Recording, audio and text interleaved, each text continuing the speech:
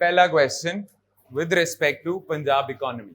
Consider the following statements with respect to Punjab economy. GSVA पता होना चाहिए, gross state value added.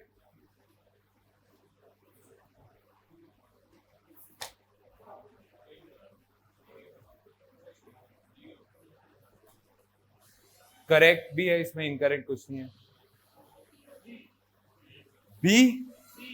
B neither. अच्छा, highest share किसका है? एग्रीकल्चर. सबको ये लगता है? बहुत गलत बात है. सबको ये बहुत गलत लगता है. सर्विसेज सेक्टर का सबसे ज्यादा शेयर है. पंजाब एग्रेरियन इकोनॉमी है, पर अभी तो नहीं, मतलब पंजाब में सर्विसेज सेक्टर का ज्यादा शेयर है. हाँ, क्योंकि पंजाब एग्रेरियन इकोनॉमी है, इसलिए सेकंड नंबर पे एग्रीकल्चर आता है. ऑल इंडिया लेवल पे क्या है? Services, industry, agriculture. पंजाब में क्या है? सर्विसेज, फिर एग्रीकल्चर है और फिर इंडस्ट्री. ठीक है. So services sector has the highest share in Punjab. GSVA is absolutely correct. Second highest is agriculture, third highest is industry. ठीक है. Next, false. गलत बात है, ये भी सही है. Services sector has the highest share in employment. Next number पे आपका आता है इंडस्ट्री और फिर आता है आपका एग्रीकल्चर. इसमें इंडस्ट्री इधर को आ जाता है. ठीक है. एम्प्लॉयमेंट में as a matter of fact countries में जितनी भी स्टेट्स है ना, पंजाब ना टॉप 5 स्टेट्स में आता है जिनका सबसे ज्यादा शेयर है सर्विसेज सेक्टर में एम्प्लॉयमेंट का. ठीक है. Punjab is one of the top 5 states as a percentage of employees in services sector. ठीक है. तो ये भी सही है. बस ये याद रखना कि नेक्स्ट नंबर पे एम्प्लॉयमेंट में इंडस्ट्रियल सेक्टर आता है, फिर एग्रीकल्चर.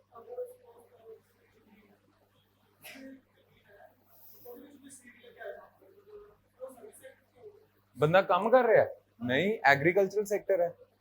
ट्रांसपोर्ट बंदे ਜਿਹੜੇ ਕੰਮ ਕਰ ਰਹੇ हैं सर्विसेज प्रोवाइड ਕਰਨ ਲਈ. फॉर एग्जांपल ट्रांसपोर्ट हो गया, बैंकां 'ਚ ਜਿਹੜੇ ਕੰਮ ਕਰ ਰਹੇ हैं, ठीक है ना, ਇਹ ਹੋਟਲਸ ਦੇ ਵਿੱਚ ਜਿਹੜੇ ਕੰਮ ਕਰ ਰਹੇ हैं, trade and repair the services ਜਿਹੜੇ ਦਿੰਦੇ हैं, फाइनेंशियल सर्विसेज ਦਿੰਦੇ हैं, एंटरटेनमेंट सर्विसेज भी ਦਿੰਦੇ हैं, जिन्ने भी हैगे गाने गुने गाते हैं वो भी एंटरटेनमेंट सर्विसेज हैगियां. कपिल शर्मा तो पंजाब दा रहा नहीं ना हुण. ठीक है. चलो ठीक है. हाँ जी, GSVA ते हाँ देखो, वैसे ਤੁਹਾਨੂੰ पता होना चाहिए ਜਿਹੜਾ GDP ਹੁੰਦਾ ना, this is GDP calculated at market price. Market price पे जो भी हम वैल्यू कैलकुलेट करते हैं गुड्स एंड सर्विसेज की, वो GDP होती है, उसे हम GDP कहते हैं. ठीक है. एक GDP हम फैक्टर कॉस्ट पे भी निकालते हैं, जिसे हम GDP एट फैक्टर कॉस्ट कहते हैं. रिमेंबर. ठीक है. अच्छा, फैक्टर कॉस्ट ऐसा कुछ रिलेशन था, remember. Factor cost plus something. Factor cost और मार्केट प्राइस में रिलेशनशिप पता है? पहली क्लास में किया था हमने, है ना.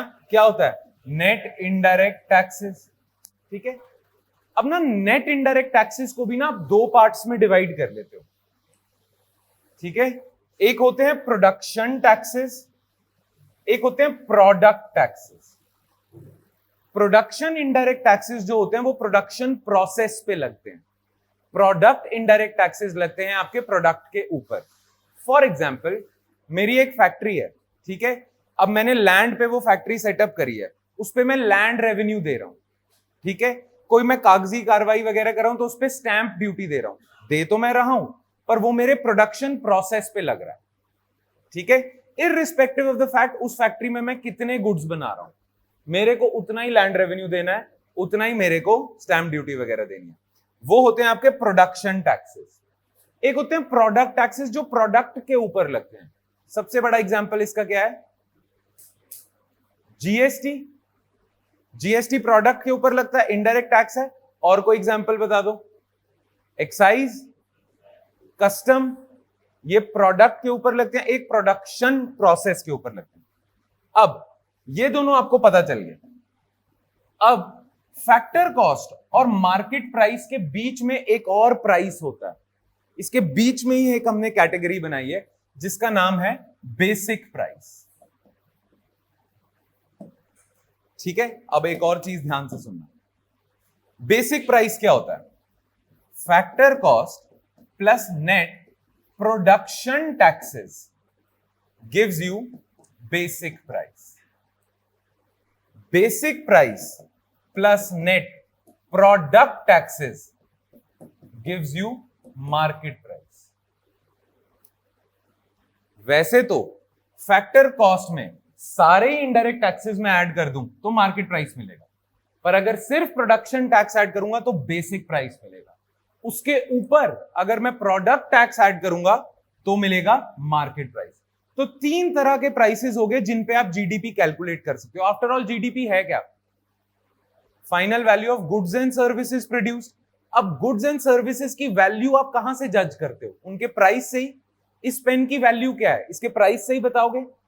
पर इसके भी तीन तरह के प्राइस हैं। इसकी एक फैक्टर कॉस्ट होती है जो फैक्ट्री गेट पे होती है, एक इस पे जब प्रोडक्शन टैक्सेस आप ऐड कर देते हो तो इसका एक बेसिक प्राइस होता है, और जिस प्राइस पे आप लोग खरीदते हो दुकान से वो होता है मार्केट प्राइस। ठीक है, नाउ एक और चीज ध्यान में रखना। देखो जीडीपी एट फैक्टर कॉस्ट अब हम यूज नहीं करते ज्यादा, छोड़ो। जीडीपी एट मार्केट प्राइस को ही हम जीडीपी कहते हैं। तो अगर न्यूज़पेपर में, क्वेश्चन पेपर में खाली वर्ड जीडीपी लिखा है, खाली जीडीपी लिखा है, तो आपने मान के चलना है वो जीडीपी एट मार्केट प्राइस के बारे में बात कर रहे हैं। पर जब हम जीडीपी बेसिक प्राइस पे कैलकुलेट करते हैं तो उसे हम कहते हैं GVA। When you calculate GDP at basic price, that is called as GVA। अब आपको GVA और GDP में फर्क पता चल गया, छोटा सा ही फर्क है। किस चीज का फर्क है? बेसिक प्राइस का, है ना? पर फर्क किस चीज का है? नेट प्रोडक्ट टैक्सेस का। बेसिक प्राइस में प्रोडक्ट टैक्सेस, जीएसटी वगैरह ऐड कर दोगे, मार्केट प्राइस हो जाएगा। ठीक है, but GDP at basic price को ही हम GVA कहेंगे। और यही चीज आपकी GSDP और GSVA में होगा। This is gross state domestic product, यानी कि पंजाब में जितने भी गुड्स एंड सर्विसेज बन रहे हैं वो हम मार्केट प्राइस पे कैलकुलेट कर रहे हैं। पंजाब में जितने गुड्स एंड सर्विसेज बन रहे हैं वो हम बेसिक प्राइस पे कैलकुलेट कर रहे हैं। That's it.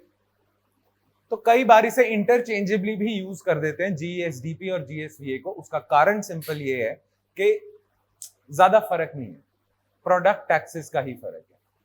ऑलराइट, ठीक है, अब क्लियर हो गया GSVA। ठीक है, बाकी ये पता होना चाहिए, services sector has the highest share in GSVA और GSDP, then comes agriculture sector, then comes industrial sector. As far as employment is concern, services sector again has the dominant share, फिर आता है industrial sector and then agriculture sector. इस case में तो ये दोनों statements सही हैं। ठीक है जी, ऑलराइट, चलो जी नेक्स्ट।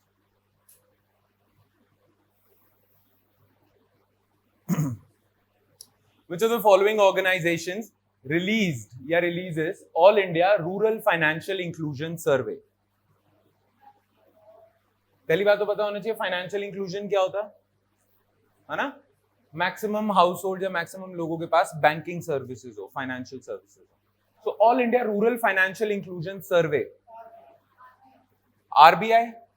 कौन कौन कहता है आरबीआई? चलो ये रटने वाला क्वेश्चन है तो मैं अभी बता देता हूं, इट्स नाबार्ड। नाबार्ड निकालता है all India rural financial inclusion survey. Under this survey only NABARD claim that agricultural house hold की मंथली इनकम अगर हम देखें तो सबसे ज्यादा मंथली इनकम है पंजाब की, फिर आता है आपका हरियाणा, और एक और पता कर लो, नेक्स्ट है केरला।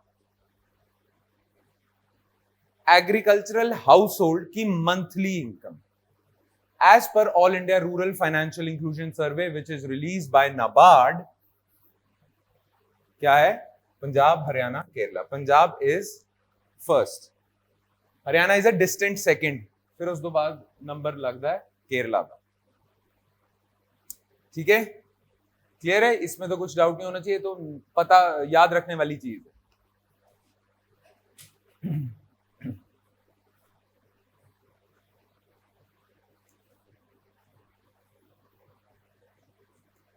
पहली बात ना, ये दोनों स्टेटमेंट देखने से पहले पहली बात आपको पता होना चाहिए कि जनरली जब हम कैलकुलेशन करते हैं तो जो एग्रीकल्चर एंड अलाइड सेक्टर है उसके सब सेक्टर्स कौन से हैं? सब सेक्टर्स मतलब उसके अंडर और कौन से पार्ट है? तो एग्रीकल्चर एंड अलाइड एक्टिविटीज के सब सेक्टर्स एक हैं जिसको हम कहते हैं क्रॉप फार्मिंग या crop husbandry.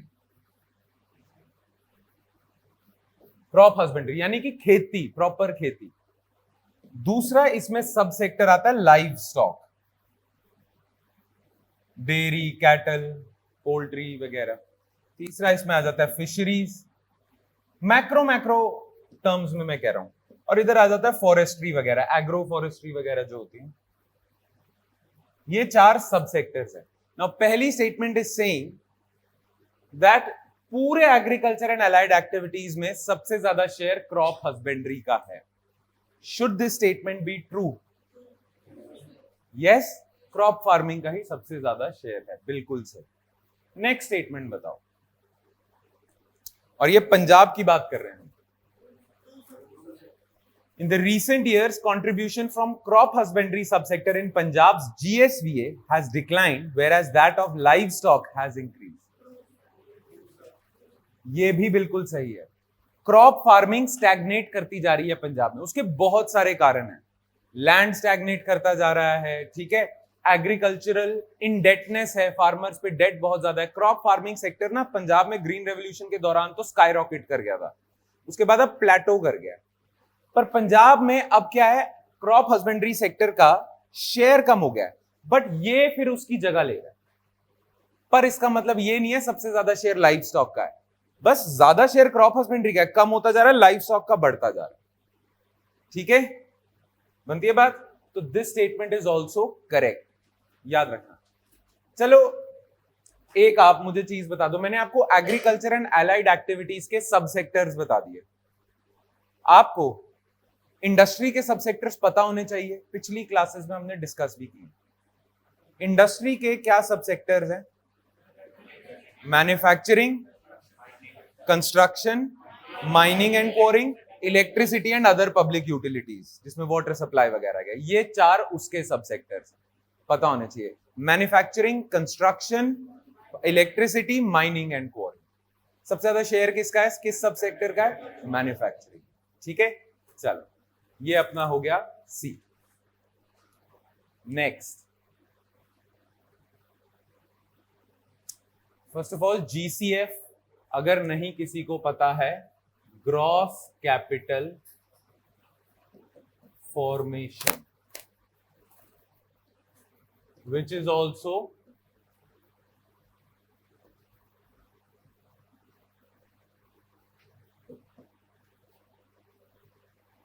gross investment।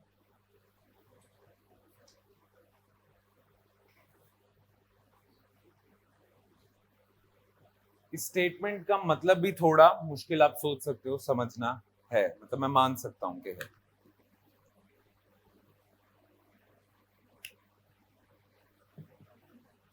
Only to, सही है।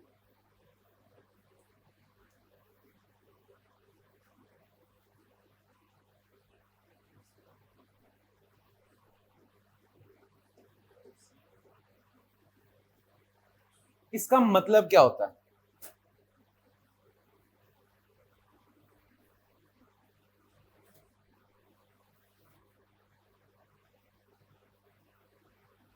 इसका मतलब ये है कि सर्विसेज सेक्टर जितनी वैल्यू प्रोड्यूस कर रहा है उसमें से कितना शेयर है इन्वेस्टमेंट का। ठीक है, नाउ आप मुझे बताओ कि एक मैन्युफैक्चरिंग प्लांट लगाने के लिए ज्यादा इन्वेस्टमेंट करनी पड़ती है या एक सर्विसेज इंडस्ट्री के लिए ज्यादा इन्वेस्टमेंट करनी पड़ती है? मैन्युफैक्चरिंग प्लांट के लिए। इंडस्ट्रियल सेक्टर में आपको ज्यादा इन्वेस्टमेंट करनी पड़ती है, तब जाके उतनी वैल्यू प्रोड्यूस होती है। वेयर सर्विसेज सेक्टर में उससे कम इन्वेस्टमेंट में आप उतनी ही वैल्यू प्रोड्यूस कर सकते हो। अगर सर्विसेज सेक्टर 100 रुपए कमा रहा है तो उसमें शायद 14 रुपए की इन्वेस्टमेंट हुई है, पर अगर मैन्युफैक्चरिंग सेक्टर 100 रुपए कमा रहा है तो उसमें शायद 33 रुपीज की इन्वेस्टमेंट हुई है। ये एक्चुअल शेयर है इसका। इंडस्ट्रियल सेक्टर का जीसीएफ टू जीएसवीए रेशियो ज्यादा है as compare to services sector. ये नेचुरल सी बात है। उतनी ही सेम चीज करने के लिए सर्विसेज सेक्टर में आपको कम इन्वेस्टमेंट करनी पड़ती है, whereas इंडस्ट्रियल सेक्टर में आपको इन्वेस्टमेंट ज्यादा करनी पड़ती है। लॉजिकल सी है बात ये, यस और नो? तो ये स्टेटमेंट क्या होगी? फॉल्स। हाँ, पंजाब ने इंप्रूवमेंट दिखाई है इस दौरान। Both industrial and services sectors have shown improvement in investment ratio. दोनों में इन्वेस्टमेंट्स बढ़ी हैं, इंप्रूवमेंट दिखाई है पंजाब में। इन्वेस्टमेंट बढ़ेंगी तभी ये सेक्टर्स बढ़ेंगे। आफ्टर ऑल बिना इन्वेस्टमेंट के आप बढ़ ही नहीं सकते आगे, ये बात नेचुरल सी है। बिना प्लांट एंड मशीनरी लगाए वो फैक्ट्री कैसे प्रोड्यूस कर देगी? इन्वेस्टमेंट से ही चलती है इकोनॉमी। चलो फिर इस स्टेटमेंट का आंसर होगा ओनली 2। ये ज्यादा इंफॉर्मेशन बेस्ड लेक्चर होगा, इसमें मैं टेस्ट नहीं कर रहा हूं आपको कि आपको क्वेश्चन आते हैं नहीं, बट इसमें जो क्वेश्चन आएंगे वो आपको याद रखने, क्योंकि ये पंजाब इकोनॉमी का आपको आइडिया दे देंगे जो आपको कवर करना है अपने नायब तहसीलदार के लिए। चलिए नेक्स्ट।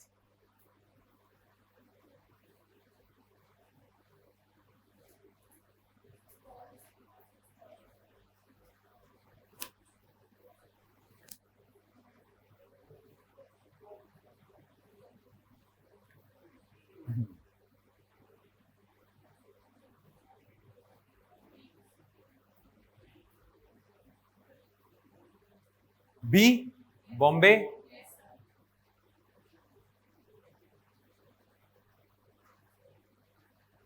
पहली स्टेटमेंट है manufacturing sector is the second highest contributor to GSVA growth after cropping sub sector. After cropping sector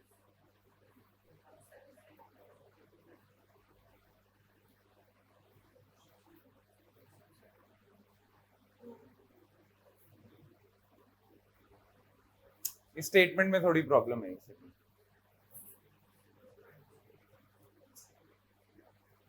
second statement बताओ, फर्स्ट स्टेटमेंट में रेक्टिफाई करता हूं क्या प्रॉब्लम है।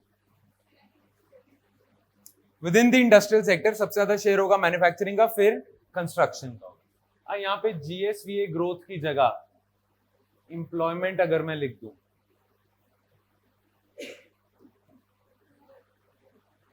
अगर मैं एम्प्लॉयमेंट लिख दूं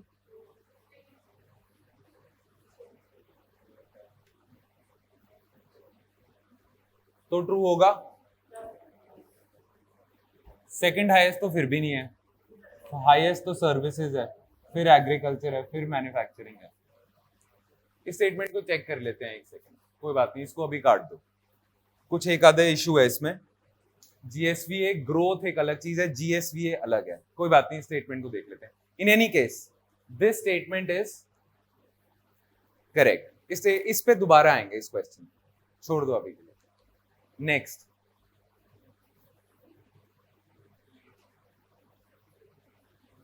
which of the following services subsector has the highest share in Punjab's GSVA? ए ही है इसका आंसर। देखो उसका कारण पता है क्या है? पंजाब में ना एक इंडस्ट्री है जिसका नाम है लाइट इंजीनियरिंग, जिसे हम कहते हैं पंजाब में काफी डोमिनेंट शेयर है ना। लाइट इंजीनियरिंग इंडस्ट्री को सपोर्ट चाहिए होता है रिपेयर सर्विसेज का, ट्रेड एंड रिपेयर सर्विसेज का, तो इसीलिए रिपेयर सर्विसेज का शेयर है। ट्रेड का शेयर अच्छा खासा है, होलसेल और रिटेल ट्रेड ठीक ठाक होता है, और इनका शेयर अच्छा खासा है, ये डोमिनेंट है। ठीक है, नेक्स्ट नंबर पे पता है कौन आते हैं? Real estate services and professional services. What do you mean by professional services? Lawyers, doctors वगैरह, ये प्रोफेशनल्स हैं।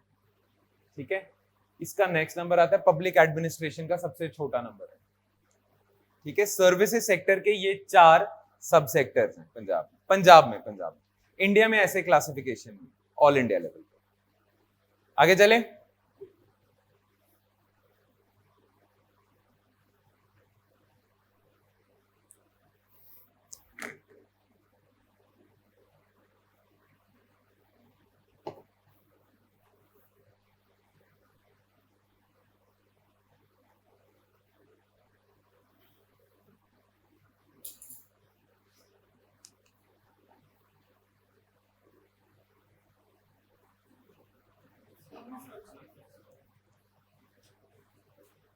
समझाने की भी जरूरत नहीं है, ठीक है।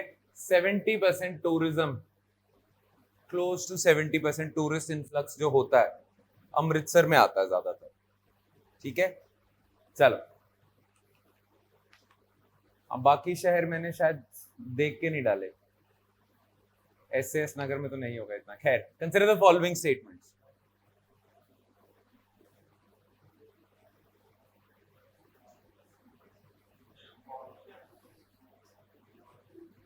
One two three all.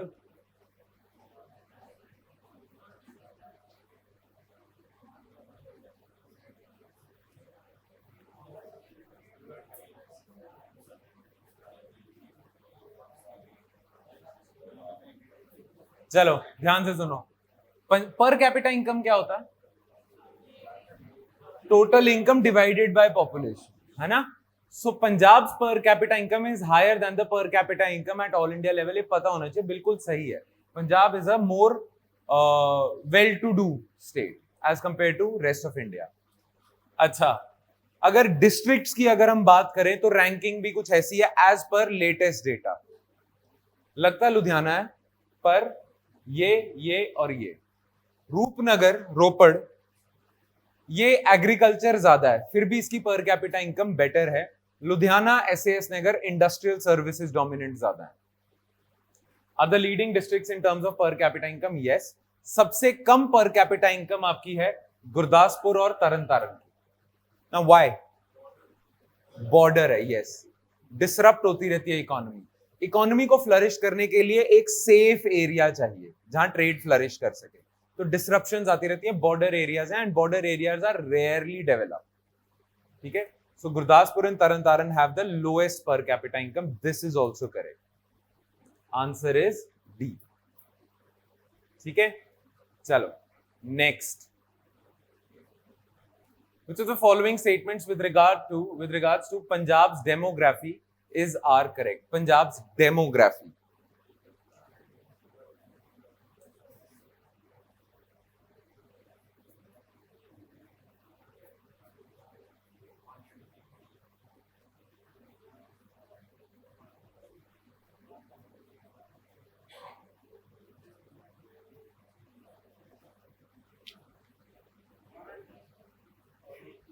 one and three.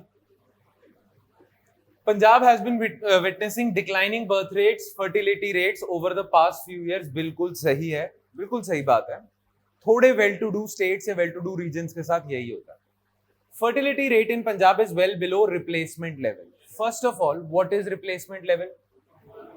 जब आपका fertility rate कितना हो? 2.1। इसका मतलब है, जब fertility rate पता है सबको क्या होता है कि एक एवरेज रिप्रोडक्टिव लाइफ स्पैन में एक लेडी कितने बच्चे पैदा करेगी ऑन एवरेज उस रीजन में, ठीक है। ये टोटल, ये आपका फर्टिलिटी रेट होता है ना। अगर आपका फर्टिलिटी रेट ये है, इसका मतलब नई आने वाली जनरेशन पुरानी जनरेशन को रिप्लेस कर देगी, हू बहू एग्जैक्टली नंबर्स वाइज रिप्लेस कर देगी। अगर आपका total fertility rate is less than 2.1, that means आने वाली जनरेशन की population would be less than this generation, ठीक है। नाउ पंजाब का जो फर्टिलिटी रेट है, it is below replacement level, 1.6 है कुछ एज पर लेटेस्ट डेटा। 1.4 या 1.6 है, 1.62 मेरे ख्याल से। तो ये भी करेक्ट है। Fertility rate in Punjab is well below replacement level. कल हमने डेमोग्राफिक ट्रांजिशन मॉडल्स किए थे, 4 स्टेजेस थे। पंजाब कहां पे आएगा?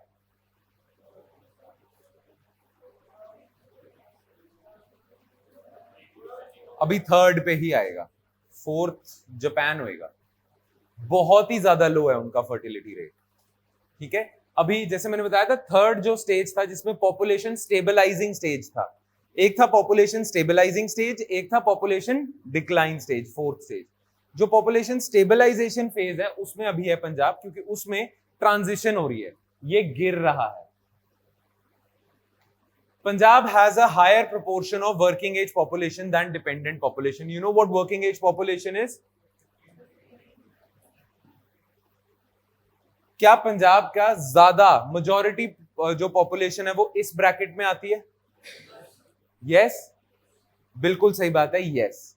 Punjab has a higher proportion of working age population than dependent population. Dependent population क्या हुई? 15 से नीचे वाले या 60 प्लस वाले, ठीक है। अगर इनका प्रोपोर्शन हायर है तो can I safely say that Punjab has a higher demographic dividend? कल करा हमने डेमोग्राफिक डिविडेंड, यस, बनती है बात। चलो, सो this is also correct, the correct answer is D. बिल्कुल बिल्कुल होगा, पर इसमें नहीं आएगा, पॉपुलेशन में आएगा। माइग्रेशन भी है। पंजाब की पॉपुलेशन स्टेबलाइज, चाहे फर्टिलिटी रेट आपका रिप्लेसमेंट लेवल से कम हो जाए, फिर भी काफी टाइम तक पंजाब का पॉपुलेशन लेवल डिक्लाइनिंग ट्रेंड पे नहीं आएगा, इनफैक्ट थोड़े से इंक्रीजिंग ट्रेंड पे आएगा, बिकॉज पंजाब में ज्यादा इन माइग्रेशन होती है, आउट माइग्रेशन कम है।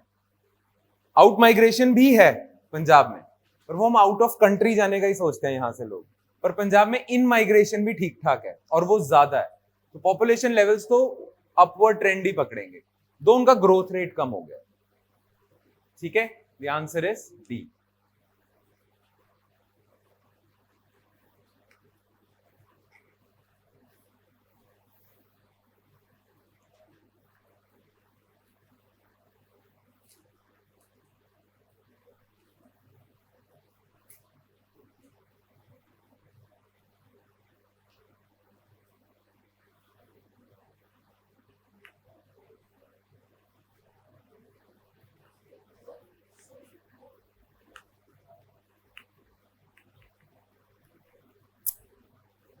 इस स्टेटमेंट का मतलब क्या है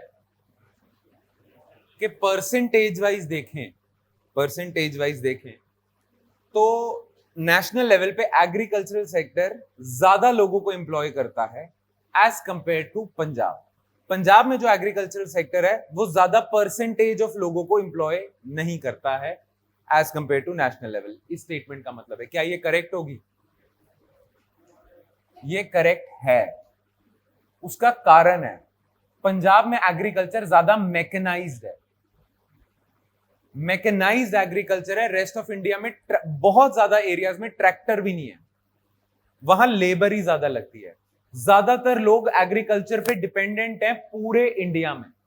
जैसे हमने करा था, अभी हमने बात करी है, अभी आपको इस चीज से याद होना चाहिए, इंप्लॉयमेंट की बात करें पंजाब की, सबसे ज्यादा शेयर क्या है? सर्विसेज का, फिर है इंडस्ट्री। इंप्लॉयमेंट की बात करें, फिर है agriculture and allied activity. Whereas India में इंप्लॉयमेंट की अगर हम बात करें ऑल इंडिया लेवल पे, तो सबसे ज्यादा शेयर है एग्रीकल्चर का, फिर है इंडस्ट्री का, और सबसे कम शेयर है ऑल इंडिया लेवल पे सर्विसेज का। अब अगर आपको ये बात पता है तो now take a look at this statement.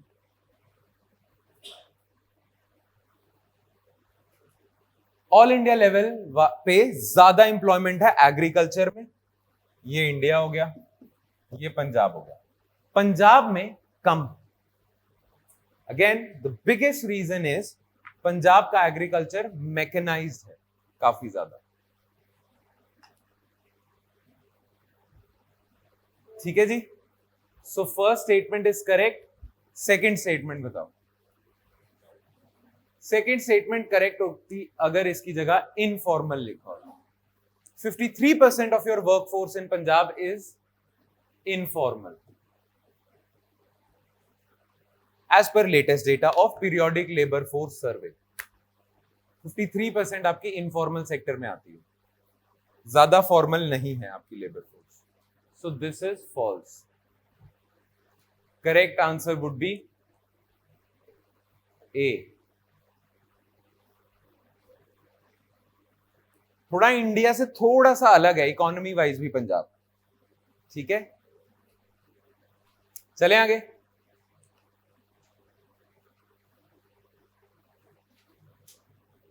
Youth employment. वैसे तो एम्प्लॉयमेंट के लिए हम कौन सा एज ब्रैकेट देखते हैं?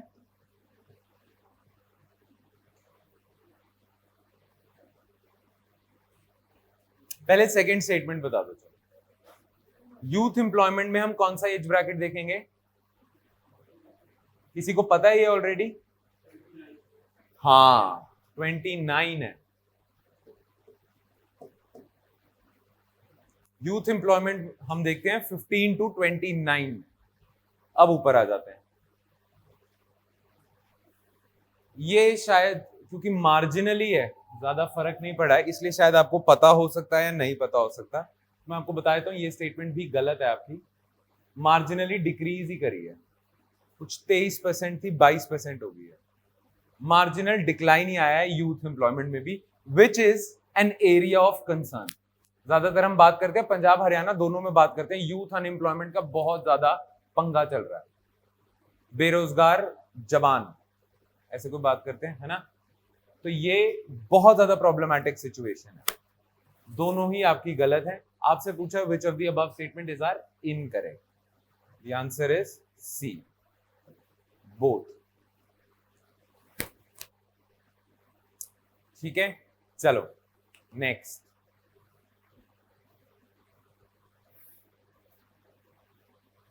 वो नबार्ड का सर्वे क्या का नाम क्या था? Financial all India household financial inclusion survey, है ना?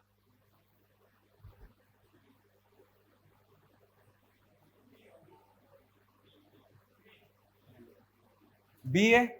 पर ये फैक्ट्स याद रखना, पंजाब में मैकेनाइजेशन बहुत ज्यादा है, ये फैक्ट याद रखना। 99% of gross cropped area in Punjab is irrigated. पूरे हिंदुस्तान में ये फैसिलिटी नहीं है, पंजाब का ऑलमोस्ट सारा एरिया इरिगेटेड है, इरिगेशन फैसिलिटी मिली हुई है उसको। ठीक है, बाकी हिंदुस्तान में ये फैसिलिटी नहीं है, स्पेशली डेक्कन रीजन में बहुत कम है और नॉर्थ ईस्ट रीजन में काफी ज्यादा कम है। So this is correct. Adequate marketing infrastructure है इंक्लूडिंग स्टोरेज फैसिलिटीज पंजाब में बेस्ट है, और उसका कारण भी है, ग्रीन रेवोल्यूशन का सबसे ज्यादा बड़ा बर्डन आपने पंजाब के ऊपर डाला था, उसके लिए you had to make investments, storage transportation करनी थी। तो ये आंसर इज अगेन इस केस में बी। ठीक है, चलो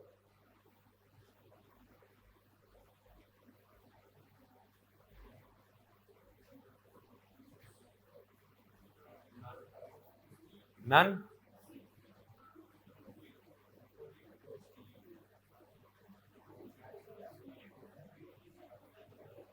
सेंट्रल पूल, अगेन प्रोडक्शन ना देखना, सेंट्रल पूल। वैसे एमपी यूपी का नाम ले देते हैं हम प्रोडक्शन में, प्रोक्योरमेंट। प्रोक्योरमेंट प्रोक्योरमेंट में पंजाब हैगा? सही गल है प्रोक्योरमेंट विच पंजाब हैगा, प्रोडक्शन विच एमपी हैगा। Now Punjab has the highest yield across states in wheat, yes. Rice, second. So because of this statement is false. Punjab is the highest contributor to central pool of procured wheat, yes. Okay, so the answer is B. Again, ये data जो है change भी हो सकता है, पर as per the latest economic survey ये data है। लिख लो अगर किसी ने लिखना। राइस के फर्स्ट मेरे ख्याल कोई साउथ इंडियन स्टेट है, वेस्ट बंगाल हो सकता है।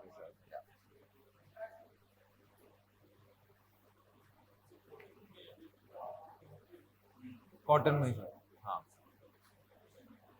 होगा भी, डेक्कन रीजन ही होंगे हमेशा, डेक्कन रीजन ही होंगे। गुजरात है हाँ।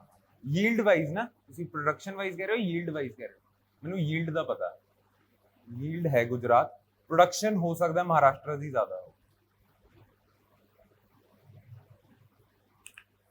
चलो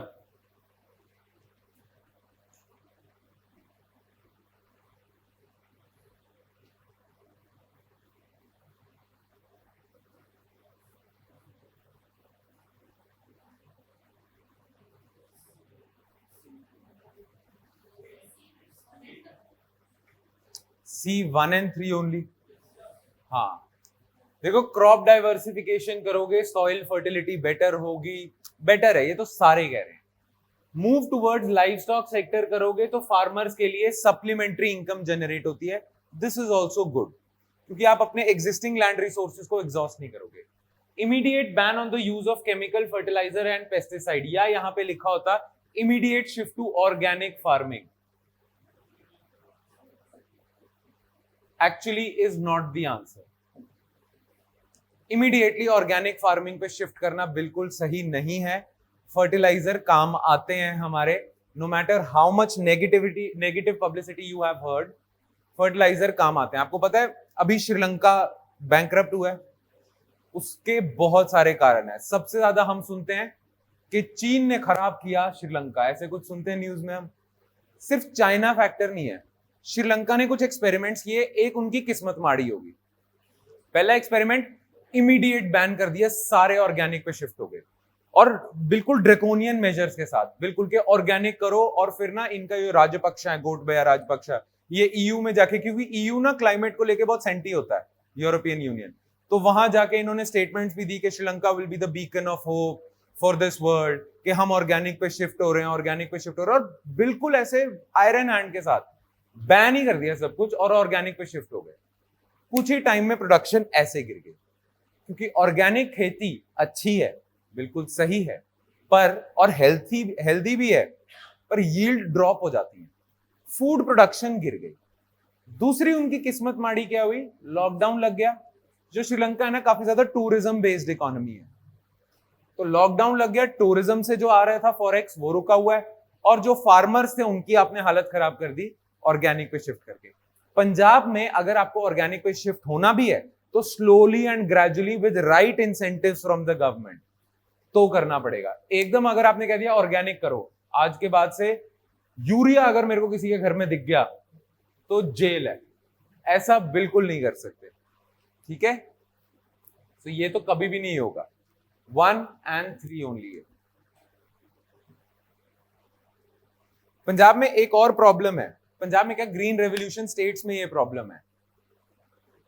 इट्स नॉट कि हम फर्टिलाइजर यूज करते हैं, इट्स दैट के फर्टिलाइजर जुडिशियसली यूज नहीं करते, ठीक से यूज नहीं करते।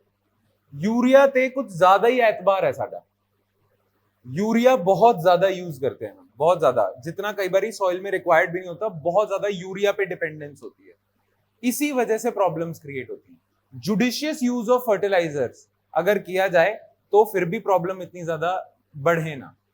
उसके लिए सरकार ने कोई मेजर लिया कि सारे किसान जुडिशियस यूज ऑफ फर्टिलाइजर करें, सॉइल हेल्थ कार्ड है, ठीक है। चलो सी नेक्स्ट।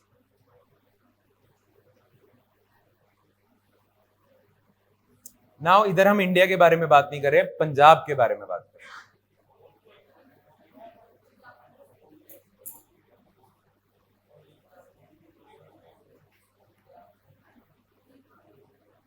Only one.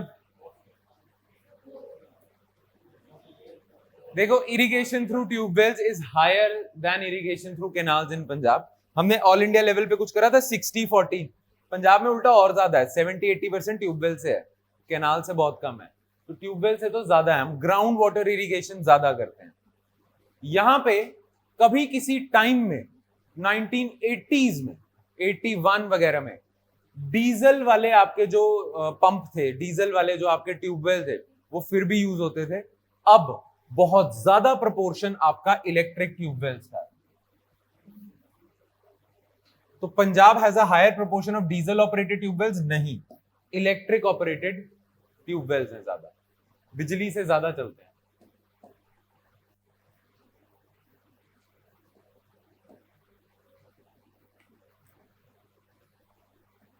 ठीक है, चलें आगे।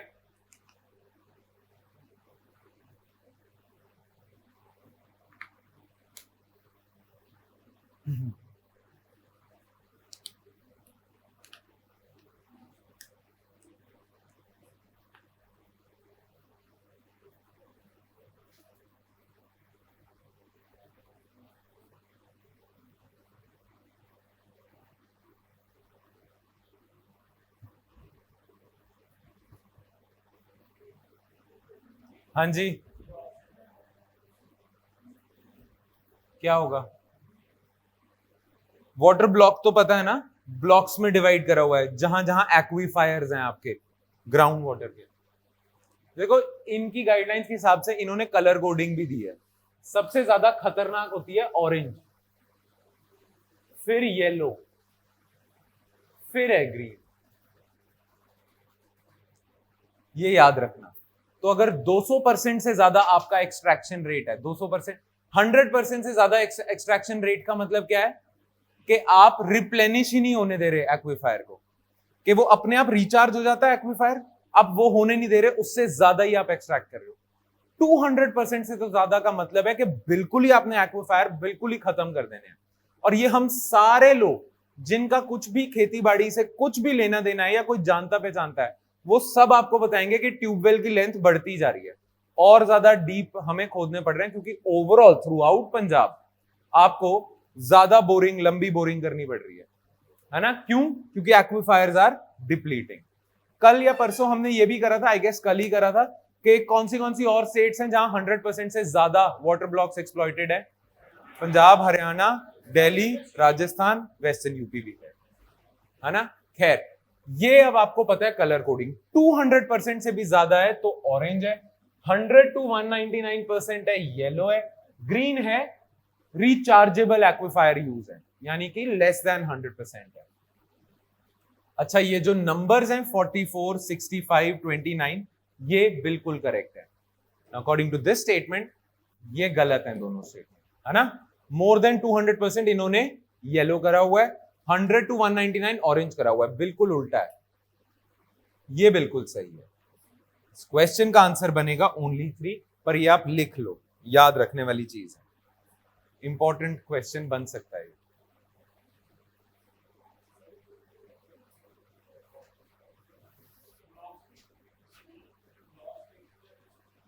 ब्लॉक्स बिल्कुल सही है।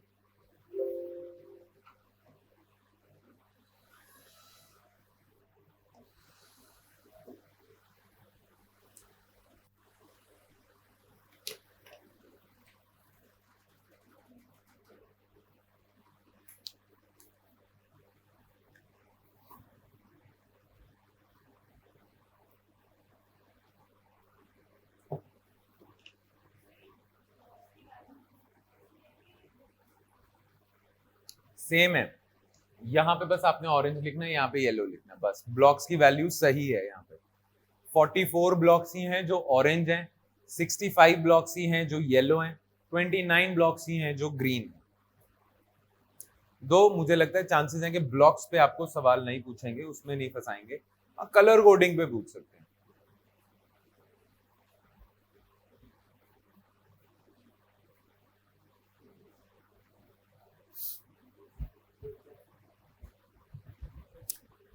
अच्छा, एक चीज, इंडिया का इकोनॉमिक सर्वे कौन सी ऑर्गेनाइजेशन निकालती है?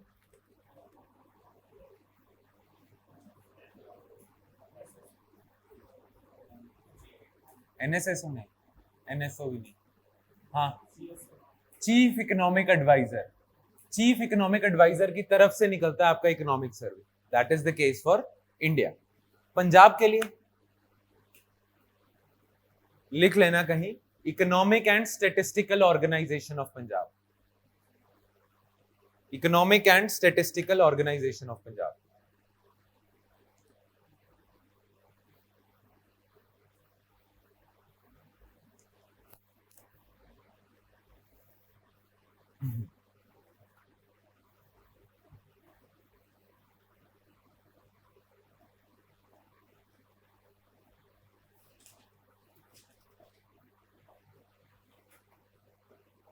चलिए नेक्स्ट,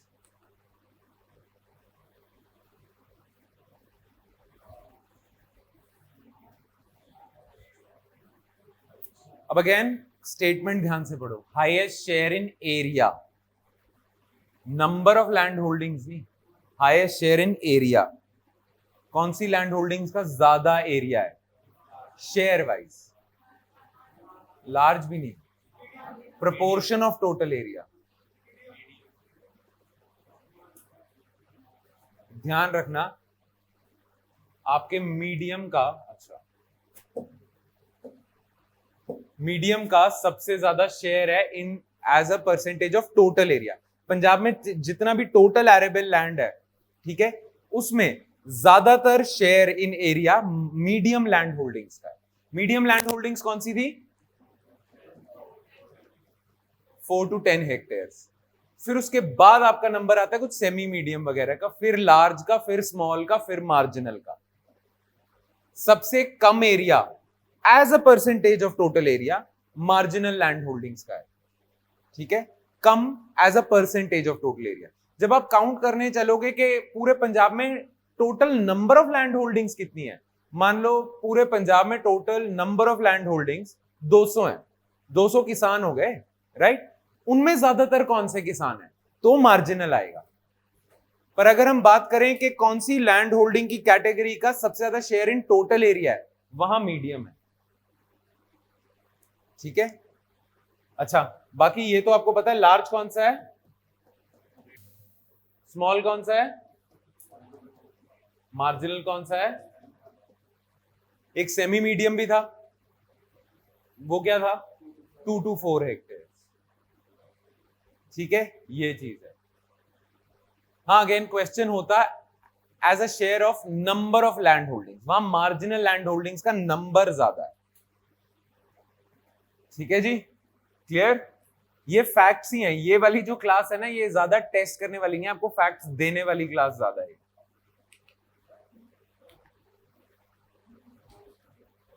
सेमी मीडियम है, 2 to 4 सेमी मीडियम है, लिख देना मैं, चलो।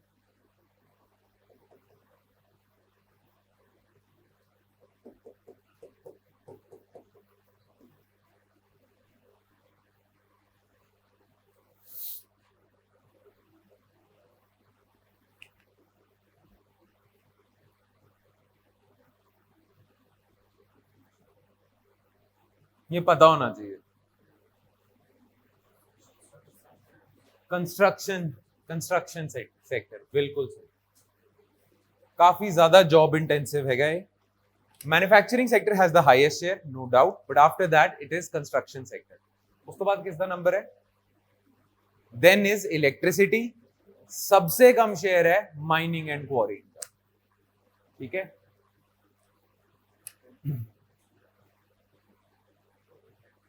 कंस्ट्रक्शन सेक्टर,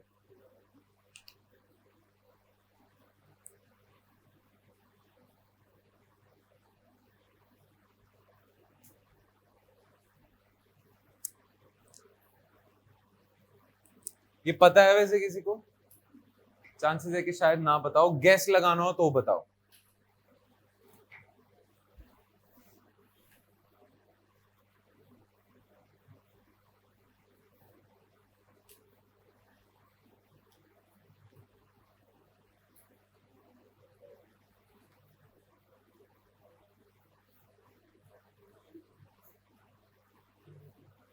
चलो, पहली चीज सही है, ये भी ना डेटा है, स्टेटिस्टिकल वो है, इसलिए चांसेस हैं कि आपको ना पता हो, तो ये बिल्कुल सही है। आधी इन्वेस्टमेंट पंजाब में जो हो रही है, टोटल जितनी इन्वेस्टमेंट हो रही है उसमें से आधी इन्वेस्टमेंट इंडस्ट्रियल सेक्टर में होती है, ठीक है, रिमेंबर दिस, याद रखना है। और दूसरी स्टेटमेंट भी याद रखनी है। Again I can't expect you to know this, again ये बहुत ज्यादा स्टेटिस्टिकल सा फैक्ट है, पर याद रखना इस चीज को भी, लिख लेना कहीं कि इंडस्ट्रियल सेक्टर में जब सब सेक्टर्स की हम इन्वेस्टमेंट की बात करते हैं तो मैन्युफैक्चरिंग सेक्टर का सबसे ज्यादा शेयर है, इधर भी है, पर उसका शेयर कम होता जा रहा है। कंस्ट्रक्शन सेक्टर का शेयर मैन्युफैक्चरिंग के मुकाबले कम है इन्वेस्टमेंट वाइज भी, पर उसका बढ़ता जा रहा है, ठीक है। So second statement is also correct.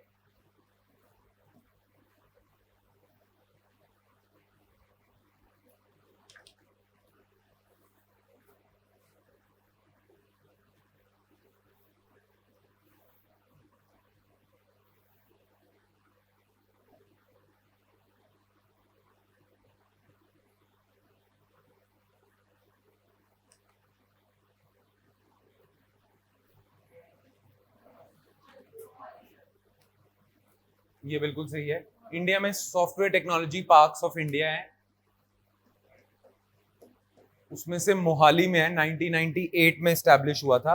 दूसरा अंडर कंस्ट्रक्शन है, वो अमृतसर में है, ठीक है, पर मोहाली का ही है आपका, SAS नगर मोहाली वगैरह।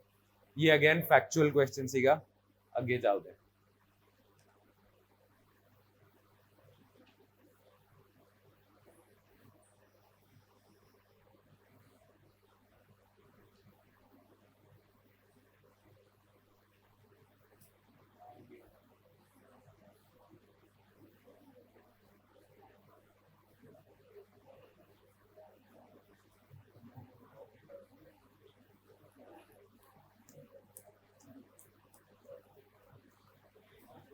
हाँ जी, फर्स्ट स्टेटमेंट फॉल्स, क्यों? फर्स्ट क्वेश्चन में बताया था, थर्ड नंबर है पंजाब का, बताया था टोटल सर्विसेज। उसमें टॉप पे आता है आपका केरला या हरियाणा, मतलब केरला या हरियाणा 1 और 2 है ऐसे, केरला हरियाणा फिर पंजाब, थर्ड नंबर पे आता है Punjab as far as share in services sector is concern. Second बिल्कुल ट्रू है। Percentage of workforce in services sector in Punjab is higher than that of national average, all India average. Again, यहां contribution to GVA की बात नहीं हो रही, workforce में share की बात हो रही है। जब थर्ड नंबर पे है पंजाब, तो ऑब्वियसली ऑल इंडिया एवरेज से तो ऊपर ही होगा। यस, तो ये इसका आंसर होगा आपका ओनली 2।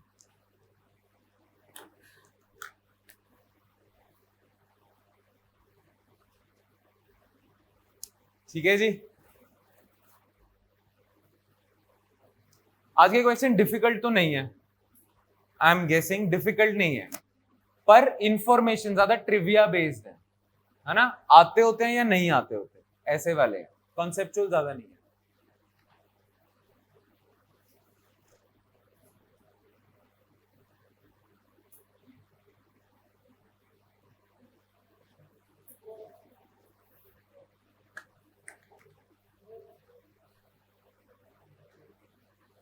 ये तो फैक्ट है, ये याद रख लेना।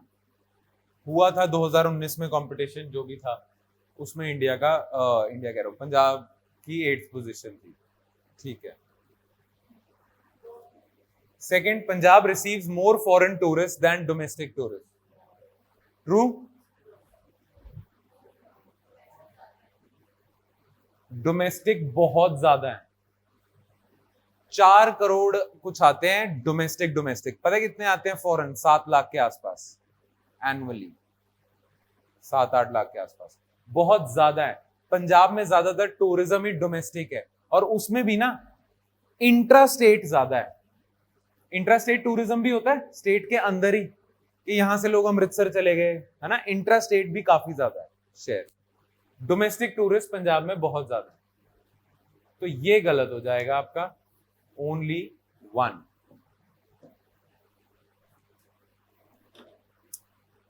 कोई प्रॉब्लम नहीं होगी इसमें, आगे चलते हैं।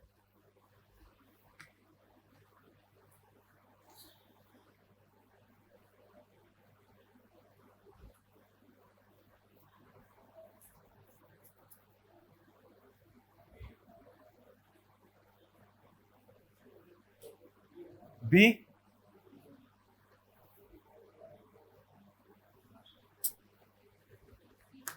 देखो पूरे, अभी एक थोड़ा और क्लियर कर देता हूं, पूरे पंजाब को ना अपने 3 पार्ट्स में डिवाइड करा हुआ है, रूरल है, अर्बन है, एक आप कहते हो सब अर्बन है, ठीक है। फर्स्ट स्टेटमेंट कहती है कि रूरल एरियाज में ज्यादा बैंक ब्रांचेस हैं as compare to the other 2। First statement ये कहती है। Do you agree with this statement? In Punjab, yes, rural areas have a higher share of bank branches.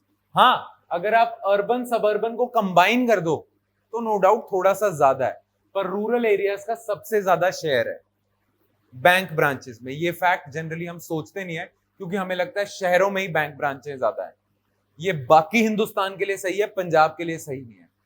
Punjab के rural areas are way way way better than rest of India's rural areas. ये एक fact है तो है। ठीक है, यहां financial inclusion की भी रूरल एरियाज में दिक्कत ही नहीं है। ज्यादातर दिक्कत फाइनेंशियल इंक्लूजन की कहां है? रूरल एरियाज में ही है, पंजाब में ऐसा नहीं है। ठीक है ना, एडवांस जो स्टेट्स हैं उसमें पंजाब उन एडवांस स्टेट्स में आया था। आपको पता है ना, अगर इंडिया की अगर हम बात करें तो कुछ स्टेट्स आपकी एडवांस हैं, और वो हम कैसे चेक करते हैं एडवांस? पर कैपिटा इनकम वाइज। तो पंजाब, हरियाणा, हिमाचल भी आ जाता है पर कैपिटा इनकम में, पर पंजाब, हरियाणा, महाराष्ट्र, कर्नाटका, तमिलनाडु, बस गुजरात भी है, सॉरी गुजरात को नहीं भूल सकते, गुजरात भी है। In any case rural areas Punjab में ठीक ठाक एडवांस्ड है फाइनेंशियल इंक्लूजन के टर्म्स में। Rural areas have a higher share of bank branches than urban areas in Punjab, absolutely correct. अब यहां पे एक और कैटेगरी देख लो। देखो डिफरेंट टाइप्स के बैंक्स होते हैं। एक होते हैं आपके पब्लिक सेक्टर बैंक्स, ठीक है, एक होते हैं आपके स्मॉल फाइनेंस बैंक्स, है ना, and private commercial bank, ICICI वगैरह, आईसीआईसीआई, एचडीएफसी। एक होते हैं आपके आरआरबी, एक होते हैं आपके कोऑपरेटिव। अगर मैं ये चार कैटेगरी रखूं तो सबसे ज्यादा शेयर आपको किसका दिखता है? ब्रांचेस में सबसे ज्यादा ब्रांचेस किस कैटेगरी की बैंक्स की? कोऑपरेटिव। याद रखना दोबारा, इसका है। ये वैसे क्वेश्चन नेशनल लेवल के एग्जामिनेशन में भी पूछा जाता है कि अगर हम पूरे इंडिया के रूरल एरियाज की बात करें तो सबसे ज्यादा क्रेडिट कौन से बैंक्स देते हैं? जनरली हम लोग रीजनल रूरल बैंक्स पे टिक मार के आ जाते हैं, क्योंकि जो बैंक बनाए ही रूरल एरियाज के लिए थे वो ही सबसे ज्यादा क्रेडिट देते होंगे पूरे इंडिया के रूरल एरियाज में। पर रूरल क्रेडिट की भी अगर हम बात करें, सबसे ज्यादा क्रेडिट आपके शेड्यूल्ड कमर्शियल बैंक्स ही देते हैं। अगर हम पंजाब की बात करें तो ब्रांचेस के हिसाब से सबसे ज्यादा ब्रांचेस इसकी हैं। नेक्स्ट नंबर पे ये आ जाता है, कोऑपरेटिव तो नीचे है अभी। सबसे ज्यादा बैंक ब्रांचेस रूरल एरियाज में भी, अर्बन एरियाज में भी पब्लिक सेक्टर बैंक्स की। अगेन याद रखना, public sector banks, government owned scheduled commercial banks, ये है। So this statement is false. याद रखनी है पर चीज, क्योंकि हो जाता है ना, मिस्टेक ओमिट हो जाती है, बंदा ऐसे लॉजिक लगाता है। क्योंकि ऐसा होगा एग्जामिनेशन में आपके साथ कि आपको कुछ क्वेश्चंस डेड ऑन आते होंगे, 100% आते हैं, कुछ क्वेश्चंस आपको 50-50 आते होंगे, उनमें आप अपने आप को तुक्का लगाने से नहीं रोक पाते हो। पेपर में ऐसे सिचुएशन आ जाती है, आपके मन में उछलता है कि यार लगा ही लेते हैं, ऐसे फिर कैलकुलेशन होती है कि यार 4 अगर मैं सही कर दूं, उसमें से एक नेक 3 भी गलत हो गए तो भी मैं नेक नेक पे आ जाऊंगा। कुछ ये वाली कैलकुलेशंस भी करते हैं कि यार 4 अटेम्प्ट कर देता हूं ब्लाइंडर, उसमें से 3 भी गलत हो गए तो एक सही हो गया तो भी कुछ बिगड़ा नहीं मेरा, तो 4 अटेम्प्ट कर देता हूं। अब इतना तो बेकार नल्ला हूं नहीं मैं कि 3 गलत कर दूंगा। ऐसी ऐसी कैलकुलेशन पे जब हम चलते हैं तो उसमें ये गलतियां हो जाती हैं। Some papers are design to induce mistakes from you. आप लगाते हो लॉजिक क्योंकि क्लोज टू होम लग रहा है ना ये। इन एनी केस ये नहीं है, ये याद रखना।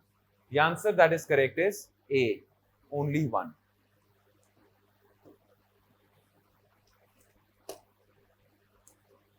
ठीक है, चले आगे।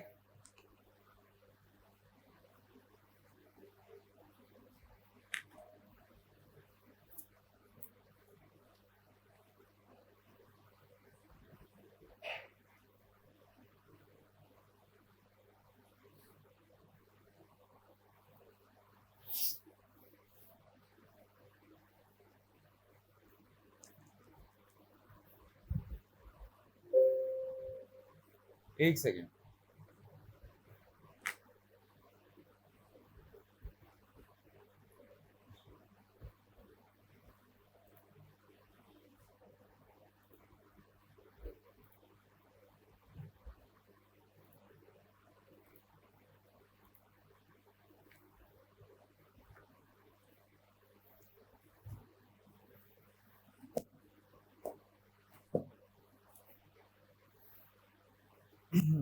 अब ना ध्यान से सुन लेना, एक चीज मैं बता देता हूं फिर इस क्वेश्चन को आंसर करना।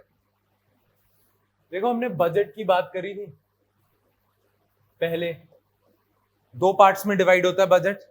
कौन से 2 पार्ट्स हैं? रेवेन्यू, कैपिटल, है ना।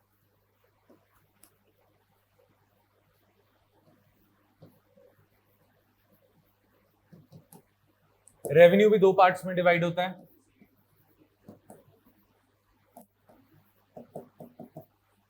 कैपिटल भी दो पार्ट्स में डिवाइड होता है, कैपिटल रिसीट्स, कैपिटल एक्सपेंडिचर। ठीक है, अब ना ये आप सेंट्रल गवर्नमेंट का ऐसे देखते हो, ठीक है। स्टेट गवर्नमेंट्स का ना बजट थोड़ा सा अलग होता है। अब वो कैसे अलग होता है, ये वाला पोर्शन तो सेम होता है, इसमें कोई प्रॉब्लम नहीं होती। As a matter of fact revenue expenditure भी ऑलमोस्ट सिमिलर होता है। स्टेट गवर्नमेंट्स का जो रेवेन्यू रिसीट्स का बजट होता है ना, वो थोड़ा अलग होता है। अब वो कैसा होता है वो ध्यान से सुनना। पंजाब का भी वही हाल है, बाकी सारी स्टेट गवर्नमेंट्स का भी वही हाल है। सारी चीजें सेंट्रल गवर्नमेंट के बजट के स्ट्रक्चर से मेल खाएंगी, यहां बस फर्क होगा। तो इसको देखते हैं। आपकी जो रेवेन्यू रिसीट्स हैं, अगर मैं सिर्फ पंजाब की बात करूं तो एक होते हैं आपकी टैक्स रिसीट्स और एक होती है आपकी नॉन टैक्स। ये तो बिल्कुल सेंट्रल गवर्नमेंट जैसा है, पर यहां से थोड़ा फर्क आ जाता है। एक होता है जो स्टेट गवर्नमेंट की बात करें हम, states own tax revenue, state government के अपने टैक्सेस का रेवेन्यू। इसमें एक होता है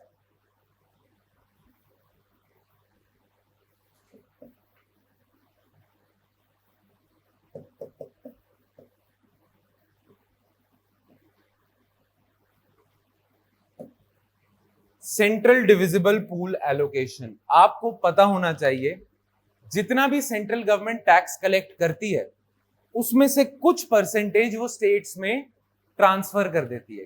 क्यों करती है? फाइनेंस कमीशन की रिकमेंडेशंस पे। जितना भी इनकम टैक्स, कॉर्पोरेशन टैक्स, जितना भी पैसा इकट्ठा होगा उसमें से कुछ पैसा स्टेट्स में बांट दिया जाएगा, कुछ सेंटर अपने पास रखेगी।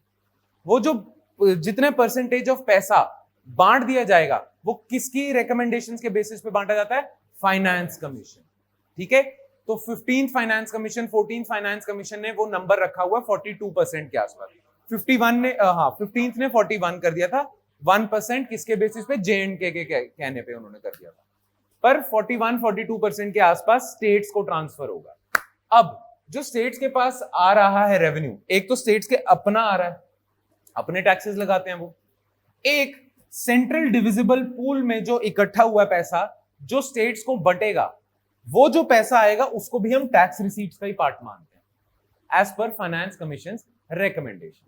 ठीक है, ये चीज हो गई, ये पता होनी चाहिए। अच्छा मुझे एक चीज बताओ, एसजीएसटी, जीएसटी कलेक्ट होता है, सीजीएसटी होता है, एसजीएसटी होता है, आईजीएसटी होता है। जो एसजीएसटी है वो इन दोनों में से किस कैटेगरी में आएगा?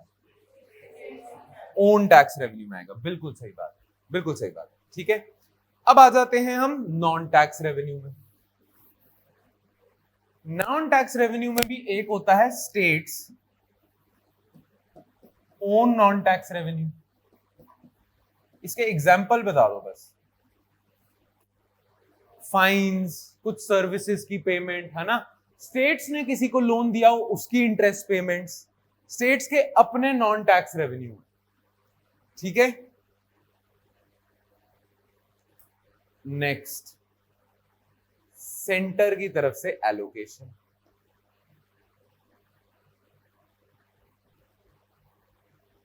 पर अगेन ये भी सेंटर की तरफ से एलोकेशन हो रही है, ये भी सेंटर की तरफ से एलोकेशन हो रही है।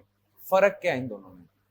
ये फाइनेंस कमीशन की रिकमेंडेशंस के बेसिस पे ग्रांट्स इन एड दी जा रही है। ग्रांट्स इन एड दी जाती है, हमने भी करा था। ग्रांट्स इन एड आती हैं स्टेट्स को सेंटर की तरफ से। तो ये आपके स्टेट्स के रेवेन्यू रिसीट्स के नॉन टैक्स के कंपोनेंट में आएंगे। ठीक है, अच्छा जो सेंट्रल गवर्नमेंट ग्रांट्स देती है वो सेंटर के बजट के कौन से कैटेगरी में आएगा? रेवेन्यू एक्सपेंडिचर में। बिल्कुल सही, सेंटर जो ग्रांट्स दे रही है वो उनका रेवेन्यू एक्सपेंडिचर है, इनका रेवेन्यू रिसीट है, वो भी नॉन टैक्स रिसीट है। Now in case of Punjab, ये याद रखो, पंजाब के पास जो टैक्स रिसीट्स आ रही हैं उसमें इसका ज्यादा शेयर है या इसका ज्यादा शेयर है? याद रखना, इसका ज्यादा शेयर है। याद रखना बस ये चीज, पता नहीं होता कई बार, कुछ स्टेट्स में ये ज्यादा है, कुछ पंजाब में ये ज्यादा है।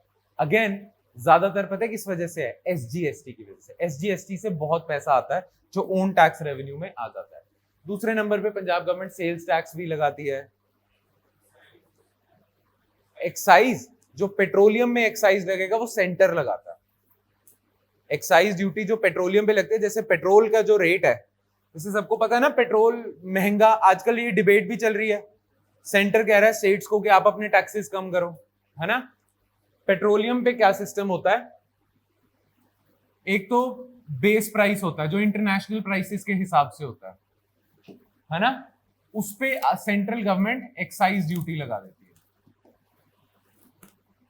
ये प्राइस आ गया, अब ये स्टेट्स के पास पहुंचता है, स्टेट्स इस पे वैट लगा देती है। कुछ स्टेट्स वैट लगाती हैं, कुछ स्टेट्स आज भी सेल्स टैक्स लगा रही हैं, वैट लगा देती है, ये आपको फाइनल प्राइस मिलता है पेट्रोलियम का। ये पेट्रोलियम का ऐसा केस है ना। तो एक्साइज ड्यूटी जो है आपकी वो सेंटर लगाएगा, ठीक है।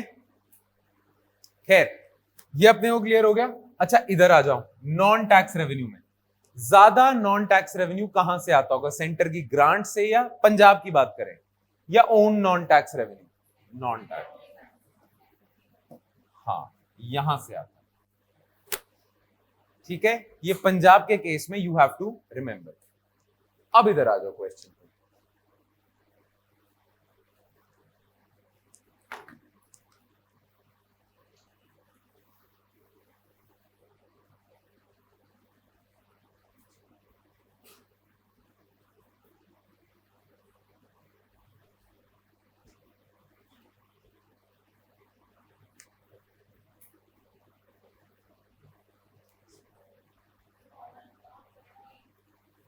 अगेन इसमें याद रखना, अगर हम बात करें पूरे उसमें, इधर से पैसा ज्यादा आता है इधर से, तो पंजाब के केस में इधर से ज्यादा पैसा आता है, hence this statement is correct.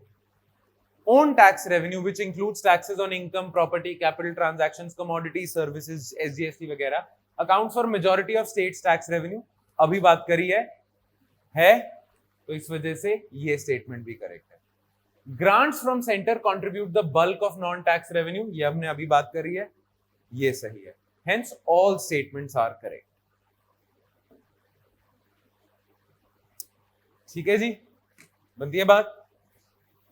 ये याद रखना है चीज, ये बजट से एक सवाल है, पूछ सकते हैं आपसे, और एग्जैक्ट नंबर नहीं पूछेंगे बिकॉज पीपीएससी कंडक्ट करा रही है पेपर, तो इसलिए एग्जैक्ट नंबर नहीं आपसे पूछेंगे, कितने लाख करोड़, कितने का करोड़, वो नहीं पूछेंगे, पर ऐसे ट्रेंड्स वाली चीजें पूछ सकते हैं आपसे कि किसका ज्यादा है शेयर। ठीक है, नेक्स्ट।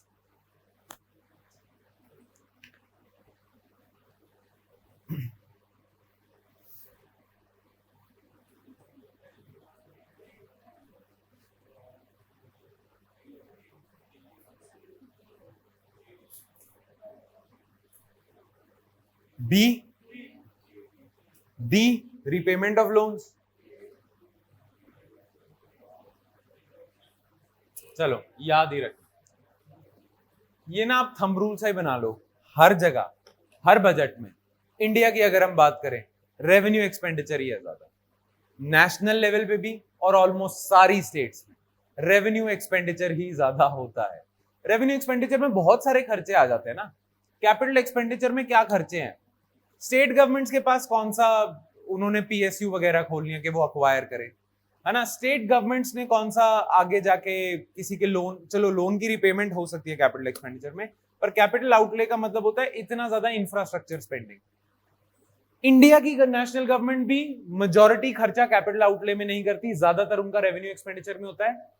स्टेट्स का भी ऐसा होता है, क्योंकि रेवेन्यू एक्सपेंडिचर में बहुत सारी चीजें आती हैं, सब्सिडीज भी देनी है आपने, एग्जिस्टिंग इंफ्रास्ट्रक्चर की मेंटेनेंस भी करनी है, सैलरीज भी देनी है, पेंशन भी देनी है, लोन लिया हुआ सेंटर से उसकी इंटरेस्ट पेमेंट्स भी देनी है ना।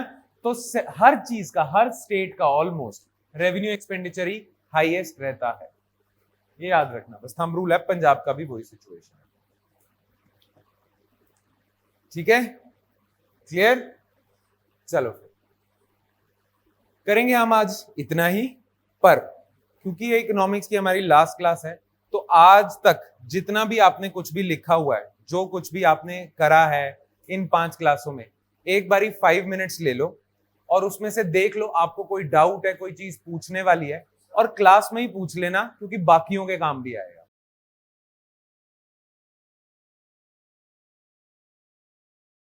हाँ जी, देखो, before starting with the doubts मैं एक चीज आपको बता देता हूं। अभी आपकी इकोनॉमिक्स के एमसीक्यूज अब ना खत्म होते हैं, but stay tuned on your Telegram channel. मुझे कभी भी लगेगा कुछ एमसीक्यूज इंपॉर्टेंट है, मैं वहां शेयर कर दूंगा, वो अटेम्प्ट जरूर करना आप।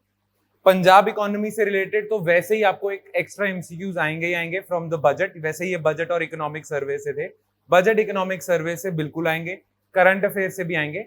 Apart from these classes you will get certain extra MCQs, वो आपने करने जरूर है, ठीक है।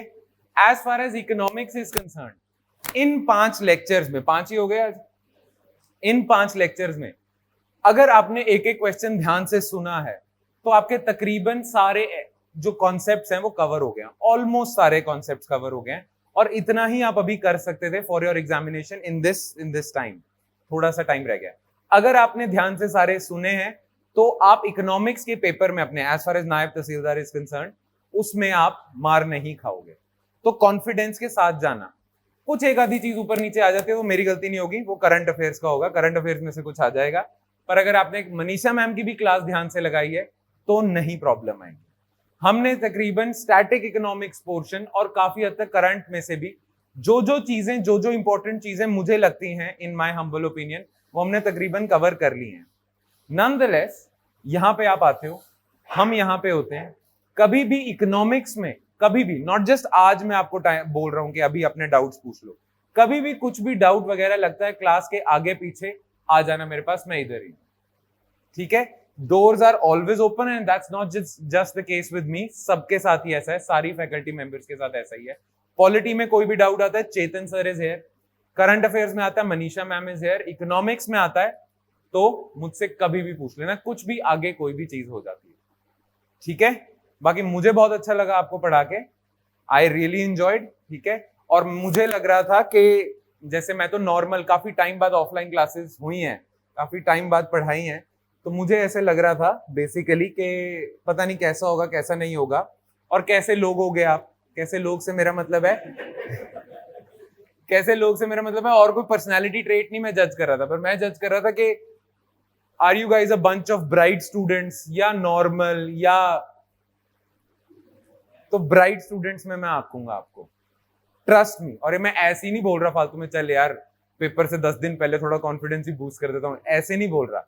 मुझे ये लगता है, मनीष सर को ये लगता है जो आपको सी सैट कराते हैं, उन्हें भी ये लगता है, चेतन सर को भी ये लगता था, हमारी डिस्कशन हुई है, मतलब अच्छा बंच है आपका, तो पोटेंशियल है, निकाल सकते हो पेपर, निकालना ही चाहिए। वैसे तो इस बैच में से निकलना ही चाहिए जिनको भी हमने ऑफलाइन पढ़ाया, क्योंकि बहुत सारे क्वेश्चन में यहाँ डिस्कस करता था। आप में से कई लोग, जो मैं सोच के आता था ना, जैसे जब इंसान लेक्चर प्रिपेयर करता है, जैसे मैंने बताया ना ऑफलाइन क्लासेस इतने टाइम बाद ले रहे हैं, तो पता नहीं आप लोग कैसे होगे।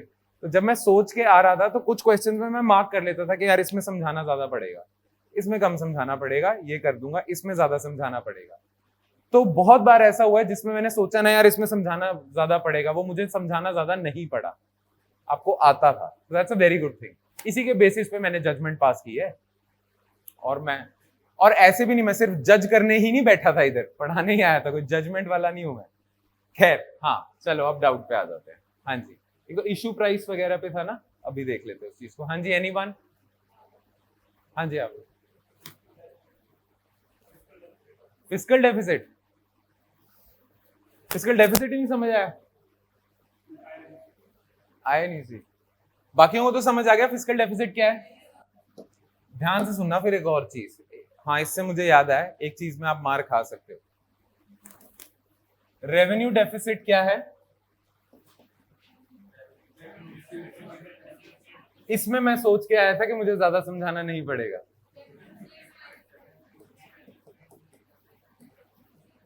Revenue receipts. Effective revenue deficit क्या है? वो कैपिटल क्रिएशन वाली ग्रांट्स, याद है ना, जो स्टेट्स को दी जाती हैं।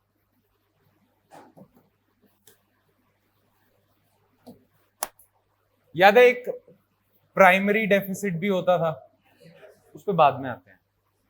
रेवेन्यू डेफिसिट था। रेवेन्यू डेफिसिट क्या है? Revenue expenditure minus revenue receipts. Fiscal deficit क्या होगा? Total expenditure minus total receipt. ये होगा? नहीं होगा। हाँ, होगा नहीं है। क्यों नहीं होगा? ध्यान से सुनना, आप फिस्कल डेफिसिट की एक चीज इसमें फंसा सकते हैं। देखो, फिस्कल डेफिसिट की हम बात करते हैं, उसमें हम लिख रहे हैं इधर total expenditure minus total receipts. ठीक है, मान लो आपको पता है ना टोटल रिसीट्स में कौन सी रिसीट्स आ गई? Revenue, capital. अच्छा, कैपिटल रिसीट्स में बोरोइंग्स भी आती हैं। जितना पैसा आप बोरो करते हो वो कैपिटल रिसीट्स में आएंगे। मान लो सरकार ना इस साल 200 रुपीज का खर्चा करती है और सरकार के पास पैसा इकट्ठा होता है टोटल रिसीट्स में 160, तो टेक्निकली तो फिस्कल डेफिसिट कितना हो जाना चाहिए? 40 रुपीज का। सरकार ये 40 रुपीज कहां से पूरे करेगी? बोरो करके। जैसे ही सरकार बोरो करेगी वो सरकार की कैपिटल रिसीट्स में नहीं आ जाएगा? बोरोइंग्स क्या होती हैं? Capital receipts. जैसे ही 40 रुपए सरकार ने बोरो करे वो सरकार के कैपिटल रिसीट्स में आ जाएगा। कैपिटल रिसीट्स में आ जाएगा, टोटल रिसीट्स में आ जाएगा। फिस्कल डेफिसिट तो फिर हमेशा जीरो होगा, क्योंकि बोरोइंग्स भी तो कैपिटल रिसीट्स हैं। यस और नो? ये बात समझ आई? पैसा जो लोन लिया सरकार ने वो कैपिटल रिसीट्स है। अब ये जो डेफिसिट आया था 40 रुपीज का, ये सरकार ने बैंकों से ले लिया, आरबीआई से ले लिया। अब ये भी कैपिटल रिसीट का पार्ट हो गया। वो याद है? कैपिटल रिसीट, रेवेन्यू रिसीट, वो याद है पक्का? तो ये हो जाएगा आपका जीरो। तो इसीलिए फिस्कल डेफिसिट की डेफिनेशन ये नहीं है। फिस्कल डेफिसिट की डेफिनेशन है total expenditure minus revenue receipts plus non debt creating capital receipts.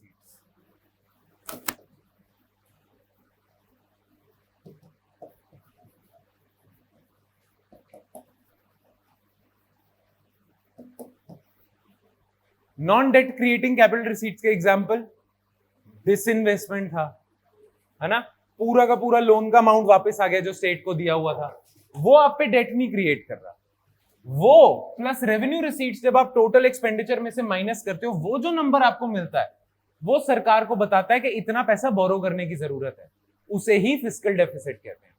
ये जो नंबर आएगा, मान लो एक्स आ गया, ये है आपका फिस्कल डेफिसिट, और यही सरकार को एक तरह का ऑर्डर है कि इतना बोरो कर लो। हाँ, जैसे ही आप बोरो करोगे सरकार की कैपिटल रिसीट्स का पार्ट हो जाएगा। बनती है बात? दिस इज फिस्कल डेफिसिट, कभी भूलना मत। नॉन डेट क्या क्रिएटिंग कैपिटल रिसीट्स के एग्जांपल भी आपको पता है? यस। हाँ, बाकी टोटल एक्सपेंडिचर ही रहेगा। टोटल एक्सपेंडिचर में revenue expenditure, capital expenditure. Revenue expenditure no doubt ज्यादा ही है। यस, बस ठीक है, ये होता है फिस्कल डेफिसिट। और कुछ इसमें आ गया समझ? पक्का? हाँ जी।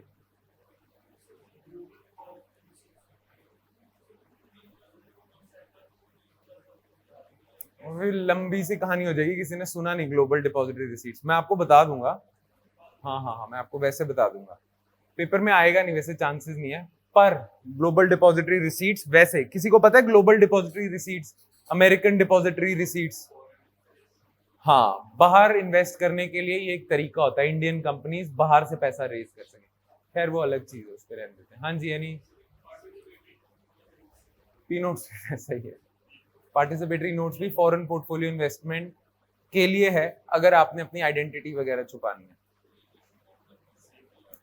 बाहर के जैसे ना, इंडिया में फॉरेन इन्वेस्टमेंट कौन करते हैं? एफडीआई होती है, एक एफपीआई हमने कहा था, या फॉरेन उन्हें इंस्टीट्यूशनल इन्वेस्टर कहते हैं। बाहर के म्यूचुअल फंड, बाहर के इंश्योरेंस फंड, वो अपने आप को सेबी पे रजिस्टर करते हैं। सेबी पे रजिस्टर हो गए, अब वो वाला म्यूचुअल फंड इंडिया के शेयर मार्केट में पैसा डाल सकता है। अब वो म्यूचुअल फंड क्या करता है? एक पी नोट इशू कर देता है। वो बोलता है कि कोई भी और तीसरा बंदा मुझे पैसे दे दे, मैं उसके बिहाफ पे, दैट म्यूचुअल फंड सेज, मैं आपके बिहाफ पे शेयर मार्केट में डाल दूं। Institutional investor, participatory loan. तो फॉर एग्जांपल मैं अमेरिकन म्यूचुअल फंड के पास जाऊंगा, बोलूंगा मुझे इंडियन मार्केट में पैसा डालना है, तो अमेरिकन म्यूचुअल फंड मुझे पी नोट इशू करेगा, उसके बदले में उसको पैसे दूंगा, मेरे बिहाफ पे वो इंडियन शेयर मार्केट में डाल रहा है पैसा। पर इससे क्या है कि सेबी को नहीं पता चल रहा कि म्यूचुअल फंड पैसा कहां से ला रहा है, सो इन अ सेंस ब्लैक मनी इधर से जा रही है वो चीज। हाँ जी, यही सीखा। अच्छा अच्छा अच्छा, हाँ जी, एनीवन एल्स? इकोनॉमिक कॉस्ट भूल गए? इकोनॉमिक कॉस्ट का फॉर्मूला याद है सबको? कुछ फॉर्मूला सा भी किया था।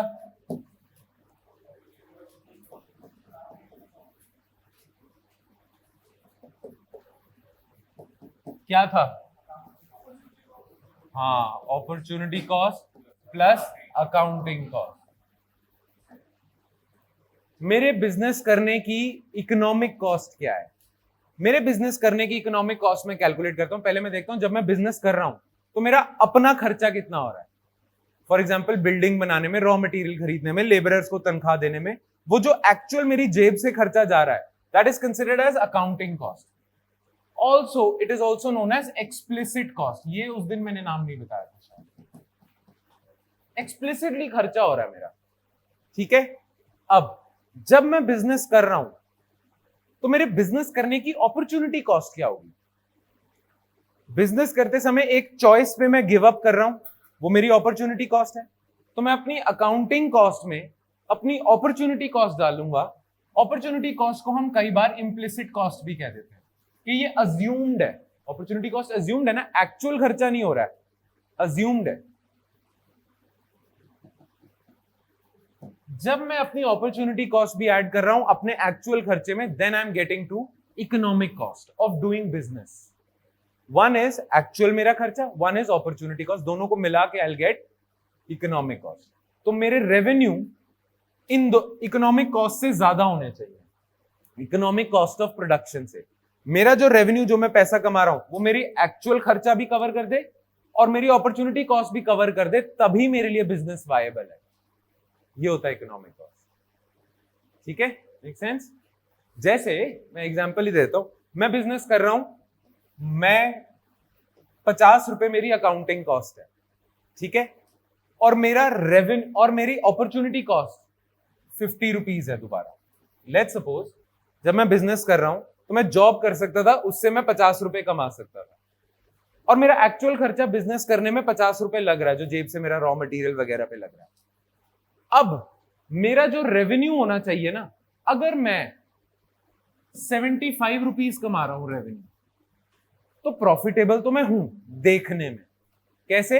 50 रुपए मेरा खर्चा लगा था, 75 रुपए मैं कमा रहा हूं, 25 रुपए का प्रॉफिट है। पर 25 रुपए का प्रॉफिट मेरे किस काम का? मैं बिजनेस ना करता तो 50 रुपए कमा लेता। यस, अगर मैं जॉब करता तो मैं 50 रुपए कमा लेता। अगर मैं बिजनेस कर रहा हूं तो मैं 75 रुपए कमा रहा हूं, जिसमें से 50 रुपीज तो मेरे चले जाते हैं, 25 मैं कमा रहा हूं। कोई फायदेमंद चीज है? फायदा मुझे कब होगा बिजनेस करने का? अगर मैं कम से कम 100 रुपए से ज्यादा कमा रहा हूं, क्योंकि अगर मैं 100 रुपए कमा रहा हूं तो 50 रुपीज मेरे पास प्रॉफिट आ रहा है, और 50 रुपीज ही मैं जॉब में कमा पाता। 100 रुपए से ज्यादा कमाना चाहिए। तो 100 रुपए इस केस में क्या है? कंफ्यूजिंग है। 100 रुपए इस केस में क्या है? Economic cost. My economic cost of production should be covered, तभी बिजनेस करने की वायबिलिटी है। ठीक है जी, ये है।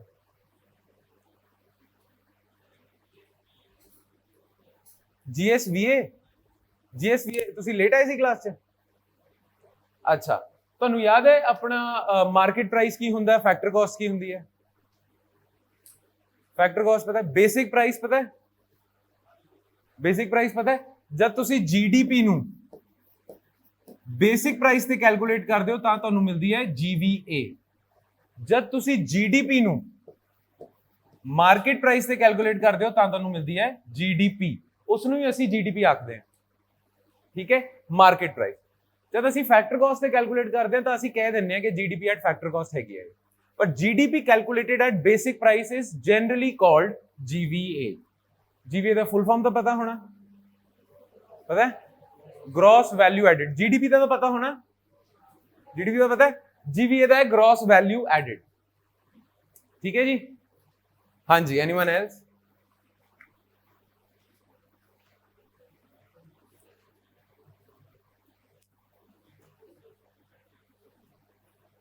Given goods and substitute goods related नहीं है। सब्स्टिट्यूट गुड्स और कॉम्प्लीमेंट्री गुड्स होंगे हैं। गिवन गुड्स होंगे हैं जो जेड़े लॉ ऑफ डिमांड नहीं फॉलो करते। गिवन गुड्स ही देखी थी, हाँ। असेंशियल नहीं है, ए इंफीरियर गुड्स होंगे हैं। इंफीरियर गुड्स हो गए जिदा लो क्वालिटी ऑफ राइस।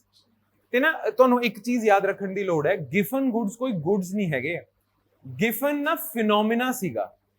ਇੱਕ ਬੰਦੇ ਨੇ, ਬ੍ਰਿਟਿਸ਼ ਇਕਨੋਮਿਸਟ ਨੇ ਵੇਖਿਆ ਸੀ ਕਿ ਯਾਰ ਕੁਝ ਇਨਫੀਰੀਅਰ ਗੁੱਡਸ ਇਹੋ ਜਿਹੇ ਨੇ ਜਿਹੜਾ ਗਿਫਨ ਫਿਨੋਮੀਨਾ ਸ਼ੋ ਕਰਦੇ ਆ, ਜਾਂ ਫॉर ਐਗਜ਼ਾਮਪਲ ਹੀ ਸੈਡ ਕਿ ਕੁਝ ਇਹੋ ਜਿਹੇ ਆਪਣੇ ਇਨਫੀਰੀਅਰ ਗੁੱਡਸ ਨੇ ਜਿਹੜੇ ਲਾਅ ਆਫ ਡਿਮਾਂਡ ਨਹੀਂ ਫੋਲੋ ਕਰਦੇ।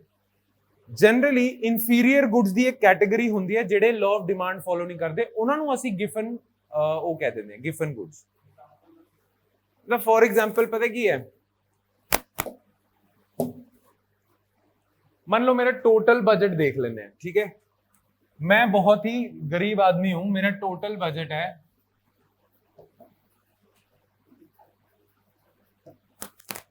100 रुपीज। अब इस 100 रुपीज में, अच्छा बाकी मार्केट का भी सुन लो, 1 kg राइस जो है इंफीरियर क्वालिटी का, बिल्कुल परमल चावल जो मान लो 10 रुपए का। और थोड़ा बहुत मेरा शौक, ऐसा भी मेरा मन करता है कि यार कभी कभी थोड़ा बहुत मीट वगैरह भी खा लेना चाहिए, ऐसे कुछ चिकन वगैरह खा ले, तो 1 kg आपका चिकन आता है 20 रुपीज का। तो अभी तक मैंने बैलेंस पता कैसे करा हुआ था, अभी तक मैंने बैलेंस ऐसे करा हुआ था, अपना घर का बजट में चला रहा हूं। 6 किलो चावल बनाता था मैं, 2 किलो चिकन बना देता था। ठीक है, मेरा हो गया पूरा मंथली, मेरा खाने का एक्सपेंडिचर पूरा हो गया। मान लो चावल के रेट बढ़ गए, और चावल जो है वो असेंशियल है, मेरे घर में चावल तो खाना ही पड़ेंगे, खाना ही है, उसी से पेट भरेगा। मान लो ये सिचुएशन है, मतलब चावल का रेट बढ़ जाता है और चावल आज हो जाता है 15 रुपीज का। अब मेरे घर की जो डिमांड थी ना वो 6 kg राइस की थी, पर आज 6 kg राइस कितने का मिलेगा? 90 रुपीज। 90 रुपीज में थोड़ा सा ये एग्जाम्पल फिट नहीं बैठ रहा है, एक सेकेंड। 12 रुपीज हो जाता है, मान लो 12 रुपीज हो जाता है। आज कितने का हो जाएगा मेरा खर्चा? मैं 6 किलो तो राइस कंज्यूम करना ही करना है मुझे, आज कितने का हो जाएगा मेरा? 12 6 72 रुपीज मेरा इसमें खर्चा हो गया। ठीक है, अच्छा 2 किलो चिकन में लूंगा तो 40 रुपए, मेरा बजट तो एक्सीड हो जाएगा। तो मैं क्या करता हूं, मैं एक चिकन कम कर देता हूं। अब कितना होगा? 72 प्लस, हाँ, मैं पता है क्या करता हूं, ये देखा गया था एक्चुअली कि यार मुझे 6 kg राइस तो चाहिए ही चाहिए, तो 72 रुपीज तो मेरा हो रहा है, मेरे पास चिकन 2 kg चिकन का मेरे पास बन नहीं रहा, बजट नहीं बन रहा, मैं खरीद ही नहीं सकता। तो मैं क्या करूंगा, चिकन को खत्म कर दूंगा कि यार अब खरीद ही नहीं सकते, अफोर्ड ही नहीं कर सकते, चिकन मैं नहीं खा रहा, अब है ही नहीं, क्या करें। पर मेरे पास 28 रुपए रह गए, तो मैं क्या करूंगा, 2 kg राइस और बाय कर लूंगा, पैसा तो मेरे पास बचा ही हुआ था। समझ आई बात? मैं थोड़ा कैलकुलेशन में, थोड़ा सीसैट मेरा कमजोर हो गया इसमें, तो कैलकुलेशन में मार खा गया, पर आप मुद्दा समझ गए। मुद्दा ये था कि यार ये था, अब इसका प्राइस अगर बढ़ गया तो मैं ये तो अफोर्ड कर नहीं सकता, तो मैं रखूंगा नहीं, पर मेरे पास एक्स्ट्रा पैसा अभी भी बचा है, खाना तो मुझे चाहिए, तो मैं 2 kg राइस और ले लूंगा। ठीक है, टोटल मेरा खर्चा कितना हो गया? 94 रुपीज के आसपास हो गया। अब तुमने देखा इसमें हुआ क्या, प्राइस बढ़ा राइस का, राइस की डिमांड भी बढ़ गई। लॉ ऑफ डिमांड चल रहा है इसमें? नहीं चला। प्राइस बढ़ा ना राइस का, 10 से 12 हुआ, पर 2 kg डिमांड भी बढ़ गई। This is not law of demand. ये फिनोमिना देखा गया था, मैंने बताया था एक टाइम पे जब हमने कूजनेट्स कर्व किया था कि एक टाइम पे लंदन में भी स्लम्स होते थे, तो स्लम्स की ही कहानी देख रहा था एक इकोनॉमिस्ट, ब्रिटिश इकोनॉमिस्ट। उसने जब देखा, उसने कहा यार ये क्या चीज हुई कि स्लम्स में सारे जो लोग हैं वो उनका लिमिटेड बजट है और वो इंफीरियर क्वालिटी ऑफ खाना खा रहे हैं। उस इंफीरियर क्वालिटी ऑफ खाने में एक टाइप का खाना ऐसा है जिसमें देखा गया कि लोगों की डिमांड बढ़ गई विद प्राइस राइज। इसको उसने टर्म दिया गिफन पैराडॉक्स। इसे गिफन गुड्स तो कहते ही नहीं। जब इकोनॉमिक्स एक्चुअली पढ़ते हैं ना यूनिवर्सिटी वगैरह में, गिफन गुड्स वर्ड ही नहीं यूज होता है, इसे गिफन पैराडॉक्स कहते हैं, क्योंकि ये पैराडॉक्सिकल सिचुएशन है कि यार प्राइस बढ़े, डिमांड कैसे बढ़ गई। ये होता है आपका। अब कुछ गुड्स ऐसा फिनोमिना कभी शो कर देते हैं, ये पैराडॉक्स कभी शो कर देते हैं, उन्हें गिफन गुड्स कह देते हैं बस। पर ये याद रखना, गिफन गुड्स जनरली होंगे एक गरीब आदमी के साथ ही होंगे, और गरीब आदमी जनरली कंज्यूम करता है very low quality inferior goods. तो गिफन गुड्स, क्योंकि गिफन पैराडॉक्स होगा ही बहुत गरीब आदमी के साथ, तो इसीलिए गिफन गुड्स भी जनरली आपके होते हैं low quality inferior goods generally. ये एक्चुअल सिचुएशन है, एक्चुअल कहानी है गिफन का। वेबलन गुड्स में तो कोई प्रॉब्लम नहीं है, वेबलन तो क्लियर है ना, वो तो पता है। वेबलन में भी ना एक वैसे आपको चीज बता देता हूं, वेबलन गुड्स कौन से होते हैं? अल्ट्रा लग्जूरियस गुड्स, जिनकी डिमांड ही ज्यादा तब है क्योंकि उनका प्राइस ज्यादा है। उसके लिए ना हम वर्ड यूज करते हैं। वेबलन ने भी वेबलन गुड्स नहीं कहे थे, वेबलन ने भी बताया था ये वेबलन फिनोमिना है। वेबलन फिनोमिना पता है क्या बताया था वेबलन ने? उसने बोला था कि जो लोग इंडल्ज इन, उसने वर्ड यूज करा था conspicuous consumption.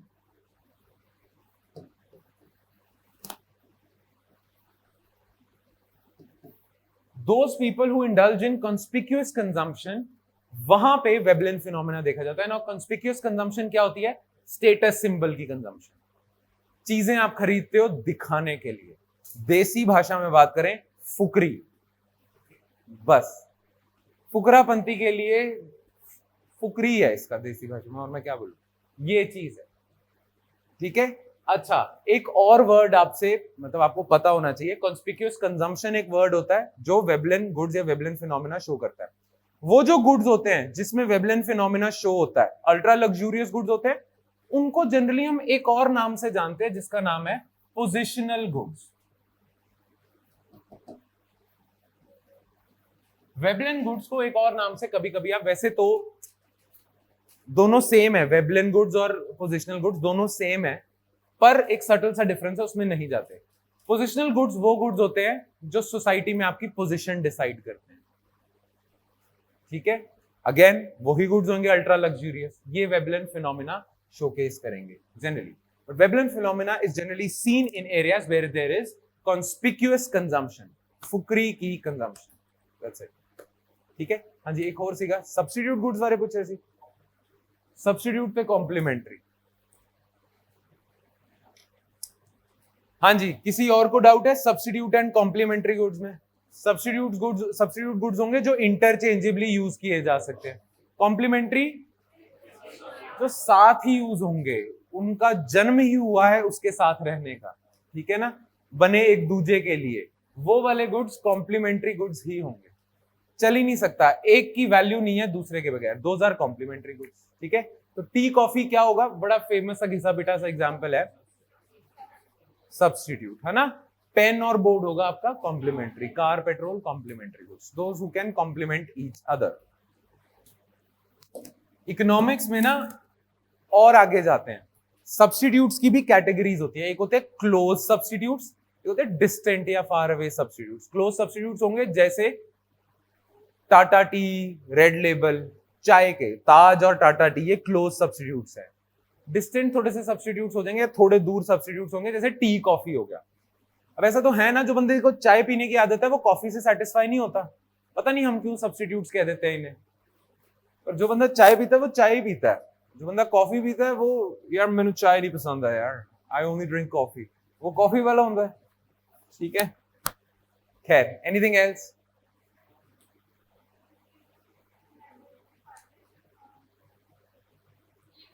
Limited liability partnership, चलो मैं लिख लेता हूं, अभी बता देता हूं। हाँ जी, आपने पूछा था एंड में। हाँ हाँ,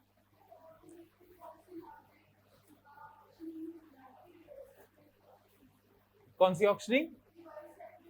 रिवर्स रेपो ऑक्शनिंग। अच्छा, देखो मॉनेटरी पॉलिसी नॉर्मलाइजेशन का मतलब क्या है? अभी हम क्या फॉलो कर रहे हैं पिछले 2 सालों से? अकोमोडेटिव, है ना? अकोमोडेटिव बात करी थी हमने।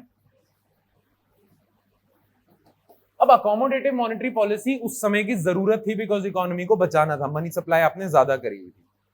पर अकोमोडेटिव मॉनेटरी पॉलिसी से क्या नुकसान हो गया? इन्फ्लेशन बहुत ज्यादा होगी और हमने दबा के मनी सप्लाई बढ़ाई है। तो अब वक्त आ गया मनी सप्लाई को कम करना, जिसे हम कह रहे हैं मॉनेटरी पॉलिसी नॉर्मलाइजेशन। अब मॉनेटरी पॉलिसी नॉर्मलाइजेशन में क्या होगा? आप मनी सप्लाई कम करोगे, मनी सप्लाई कम करोगे। रिवर्स रेपो और रेपो में फर्क क्या था? रेपो रेट वो रेट था जिसपे बैंक को शॉर्टेज हो तो वो आरबीआई से पैसा लेगा। रिवर्स रेपो वो था जिसमें बैंक के पास सरप्लस हो, वो आरबीआई को देगा। अब आरबीआई अगर रिवर्स रेपो ऑक्शंस करेगा, रिवर्स रेपो ऑक्शंस करेगा, तो उसमें क्या होगा? RBI is conducting reverse repo operations. Now what do you mean by reverse repo operations? बैंकों से पैसा आरबीआई अपने पास बुला रहा है। This is what is happening through reverse repo operations. अच्छा, जितने ज्यादा रिवर्स रेपो ऑपरेशंस होंगे उतना ज्यादा पैसा बैंक से आरबीआई के पास आएगा। इकोनॉमी से liquidity will be sucked out. पैसा बैंक में है, लिक्विडिटी है, आरबीआई के पास आ जाएगा, बैंकों में पैसा कम हो जाएगा, मनी सप्लाई कम हो जाएगी। That would lead to monetary policy normalisation. ठीक है, रिवर्स रेपो ऑक्शंस या ऑपरेशन।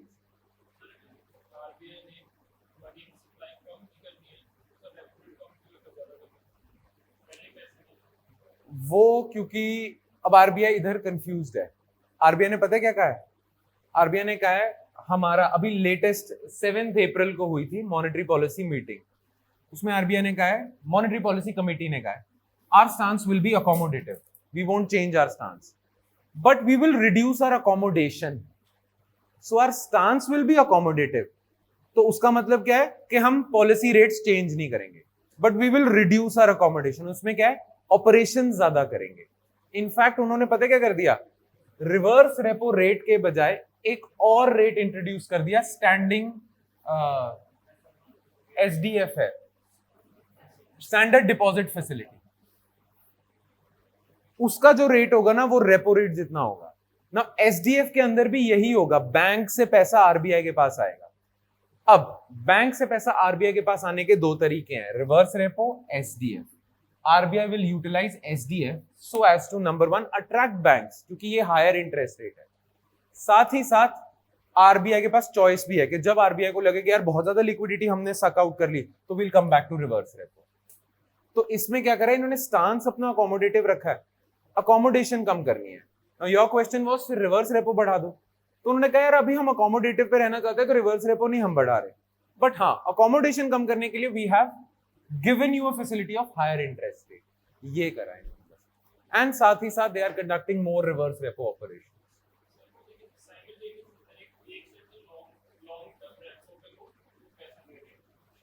एलटीआरओ, एलटीआरओ कम कर रहे हैं अभी, वो लॉन्ग टर्म रेपो ऑपरेशंस कम कर रहे हैं। LTRO and TLTRO was also there, targeted long term repo operation, दोनों कम कर रहे हैं। They were utilized fully during the past 2 years, पर अब वो कम कर रहे हैं और ये बढ़ा रहे हैं, क्योंकि again they want to reduce the level of accommodation. ये चीज है, ठीक है। हाँ जी, एनीवन एल्स?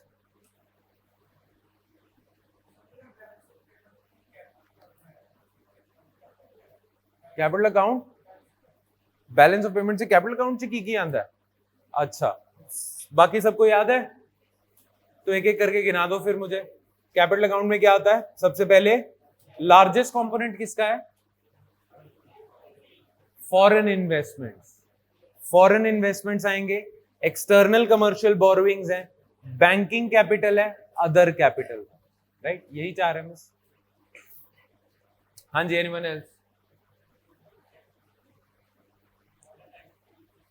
Monetised deficit. जब फिस्कल डेफिसिट होता है, जब भी फिस्कल डेफिसिट होगा, तो फिस्कल डेफिसिट कैसे पूरा किया जाता है? बोरो करके। एक और तरीका है, bank government of India RBI को बोल दे आप नई करेंसी प्रिंट करो, वो नई करेंसी प्रिंट करके हमें दो। एक तो होता है बोरो कर लिया, नॉर्मल ऑलरेडी करेंसी जो है उससे बोरो कर लिया। एक आरबीआई को इंस्ट्रक्शन दी नई करेंसी प्रिंट करो और हमें दो, that is called monetised deficit. Deficit को ही आपने मोनेटाइज कर दिया, नहीं प्रिंट कर दिया। इसे हेलीकॉप्टर मनी भी कहते हैं। सुना टर्म हेलीकॉप्टर मनी? अगर जिस इसको नहीं पता गूगल जरूर करना, लिख लो, सवाल आ सकता है। हेलीकॉप्टर मनी, अगर इतना ज्यादा टेक्निकल हो जाएंगे, वैसे इतना मुश्किल नहीं है। SDR special drawing rights, special drawing rights करने की जरूरत नहीं है, मैं बता रहा हूँ, लंबी एक्सप्लेनेशन है उसकी, क्योंकि उसके लिए आपको पता वो पता मतलब मैं जब SDRs कराता हूँ ना, IMF के टॉपिक में कराता हूँ, उसमें मैं बताता हूँ कि एक हमारा सिस्टम था गोल्ड स्टैंडर्ड इंटरनेशनल, जो सिस्टम था गोल्ड स्टैंडर्ड से फिर हम फ्लेक्सिबल रेट पे क्यों गए, उससे पहले क्या था, वो लंबा सा है। वैसे आप इंडिविजुअली मैं बता दूंगा आपको अगर कोई डाउट हो। ठीक, हाँ हाँ, पर हेलीकॉप्टर मनी है, फोटो इमेजेस नहीं सर्च करनी ना, इमेजेस से तो आना ही है कि हेलीकॉप्टर चढ़ के तुसी सिट रहे हो मनी। हाँ पर नीचे पढ़ना भी है क्या? पिक्चर देख के हो गया डन है, तो सब तो बढ़िया चीज है। कोई भी कॉन्सेप्ट गूगल करो, इमेजेस क्लिक करो, हाँ समझ लग गई, चलो अगला। ਇਹਦਾ ਨਾ ਹੀ ਇਸ ਕਰਕੇ ਪਾਇਆ ਸੀ ਕਿ ਤੁਸੀਂ ਨਵੀਂ ਕਰੰਸੀ ਪ੍ਰਿੰਟ ਕਰਿਓ ਤੇ ਪੋਪੂਲੇਸ਼ਨ ਦੇ ਵਿੱਚ ਸਿੱਟ ਦਿਓ। It is like throwing away money from helicopter। ਇਹ ਕਨਸੈਪਟ ਦਿੱਤਾ ਸੀ ਮਿਲਟਨ ਫਰੀਡਮੈਨ ਨੇ। ਮਿਲਟਨ ਫਰੀਡਮੈਨ ਨੇ ਤਾਈਓ ਕਿਹਾ ਸੀ ਕਿ ਇਸ ਨੂੰ ਹੈਲੀਕਾਪਟਰ ਮਨੀ ਵੀ ਆਖ ਸਕਦੇ ਆ, ਕਿਉਂਕਿ it's just like throwing money away, printing new money and throwing money away।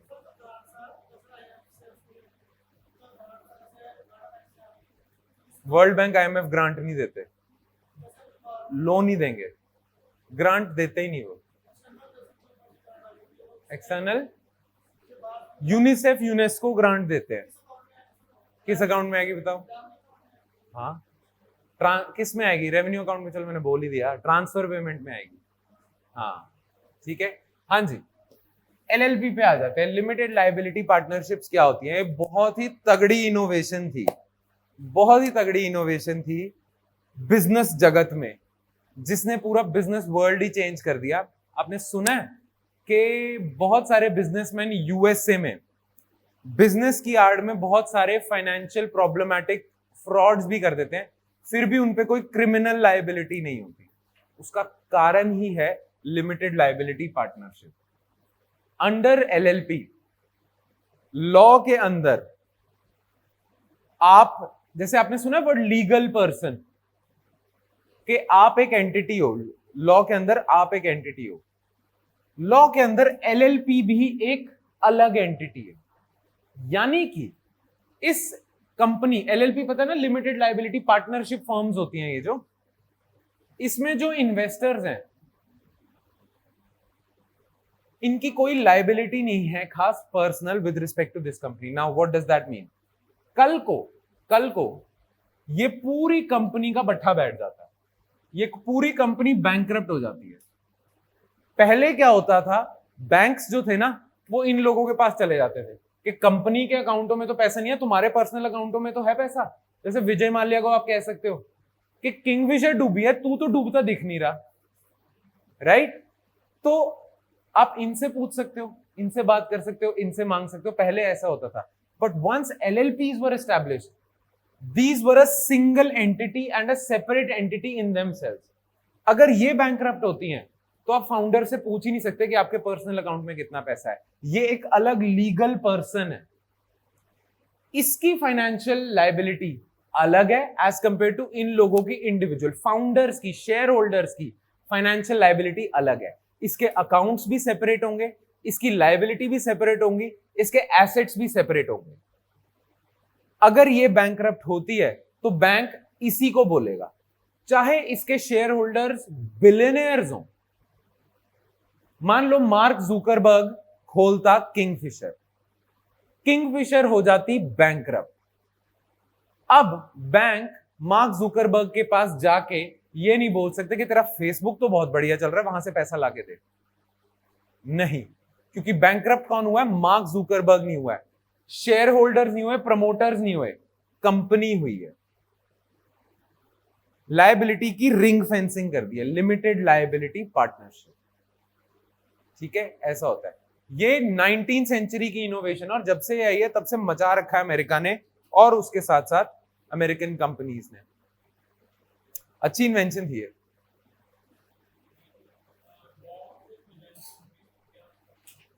हाँ, ये सुन लो, ये मुझे भी लगता है कि इंपॉर्टेंट चीज है। बॉन्ड्स पता तो है क्या होते हैं? बोरोइंग इंस्ट्रूमेंट होते हैं, इनके थ्रू आप पैसा बोरो करते हो। आपको पता है डिबेंचर्स भी बोरोइंग इंस्ट्रूमेंट्स हैं। बॉन्ड्स ना कॉर्पोरेट्स इशू करते हैं, जिन्हें हम कॉर्पोरेट बॉन्ड कहते हैं। रिलायंस अपना बॉन्ड इशू कर देगा, उस पर बोरो कर लेगा। रिलायंस अपना डिबेंचर भी इशू कर सकता है, रिलायंस उस पर भी पैसा बोरो कर सकता है। दोनों बिल्कुल सेम हैं, बिल्कुल भी फर्क नहीं है सिवाय एक फर्क के। हाँ ना ना,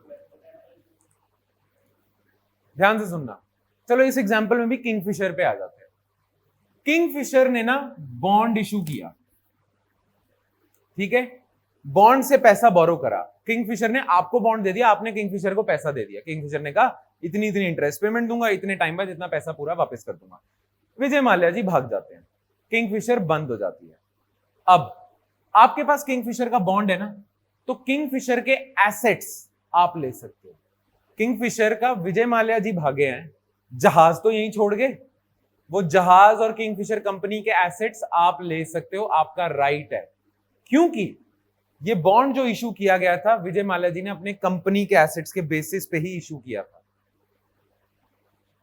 अगर विजय माल्या जी ने डिबेंचर इशू किया होता और फिर विजय माल्या जी भाग जाते, तो आप कुछ ना कर सकते।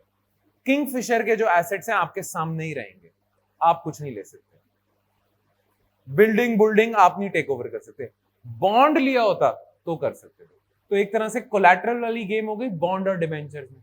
बोरोइंग इंस्ट्रूमेंट है दोनों, पर कोलैटरल वाली गेम हो जाएगी। डिबेंचर में आप नहीं कर सकते, हैं दोनों बिल्कुल सेम, ठीक है। तो कह देते हैं हम कई बार कि ट्रेजरी बिल्स नहीं होते जो गवर्नमेंट के, एक फॉर्म ऑफ डिबेंचर ही है, कह देते हैं कई बार। पर ये चीज है बॉन्ड और डिबेंचर में, ये एक छोटा सा सटल सा डिफरेंस है। हाँ, एक और चीज जो आपको पता होनी चाहिए वो ये है, डिबेंचर्स भी दो तरीके के होते हैं।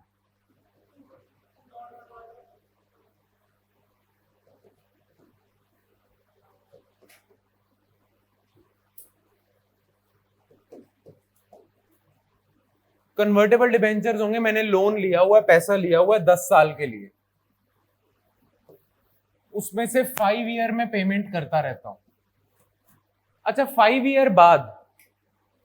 ईयर बाद जो मैंने पेमेंट करनी है, मैं सामने वाले बंदे को कहता हूं जिससे मैंने पैसा लिया था, मैं कह देता हूं यार कैश में पेमेंट ना ले, मेरी कंपनी के शेयर्स ले ले। 10 साल के लिए मैंने पैसा लिया, 5 साल में पे बैक करता रहता हूं, जो बचे कुछ ही अमाउंट है उसके कैश में पेमेंट नहीं करता, अपनी कंपनी के शेयर्स में पेमेंट कर देता हूं। इसे मैं कहता हूं convertible debenture. Why? Because debt is converted into equity.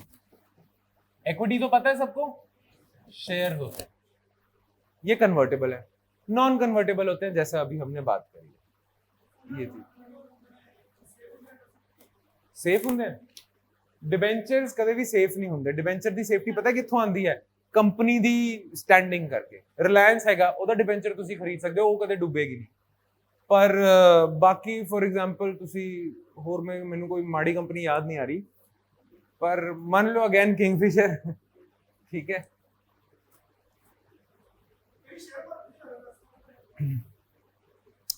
Bombay stock exchange, national stock exchange, bond market भी होस्ट करते हैं। हाँ जी, और कुछ नहीं? चलो, इससे ज्यादा बोर नहीं करूंगा आपको, 5 दिन कर लिया मैंने। पर अगर थोड़ा बहुत और आप बोर होना चाहते हो, कुछ पूछना चाहते हो, तो I am always here, everyone is always here, ठीक है जी। चलो, thank you so much everyone, it was nice. Geography environment, ठीक है।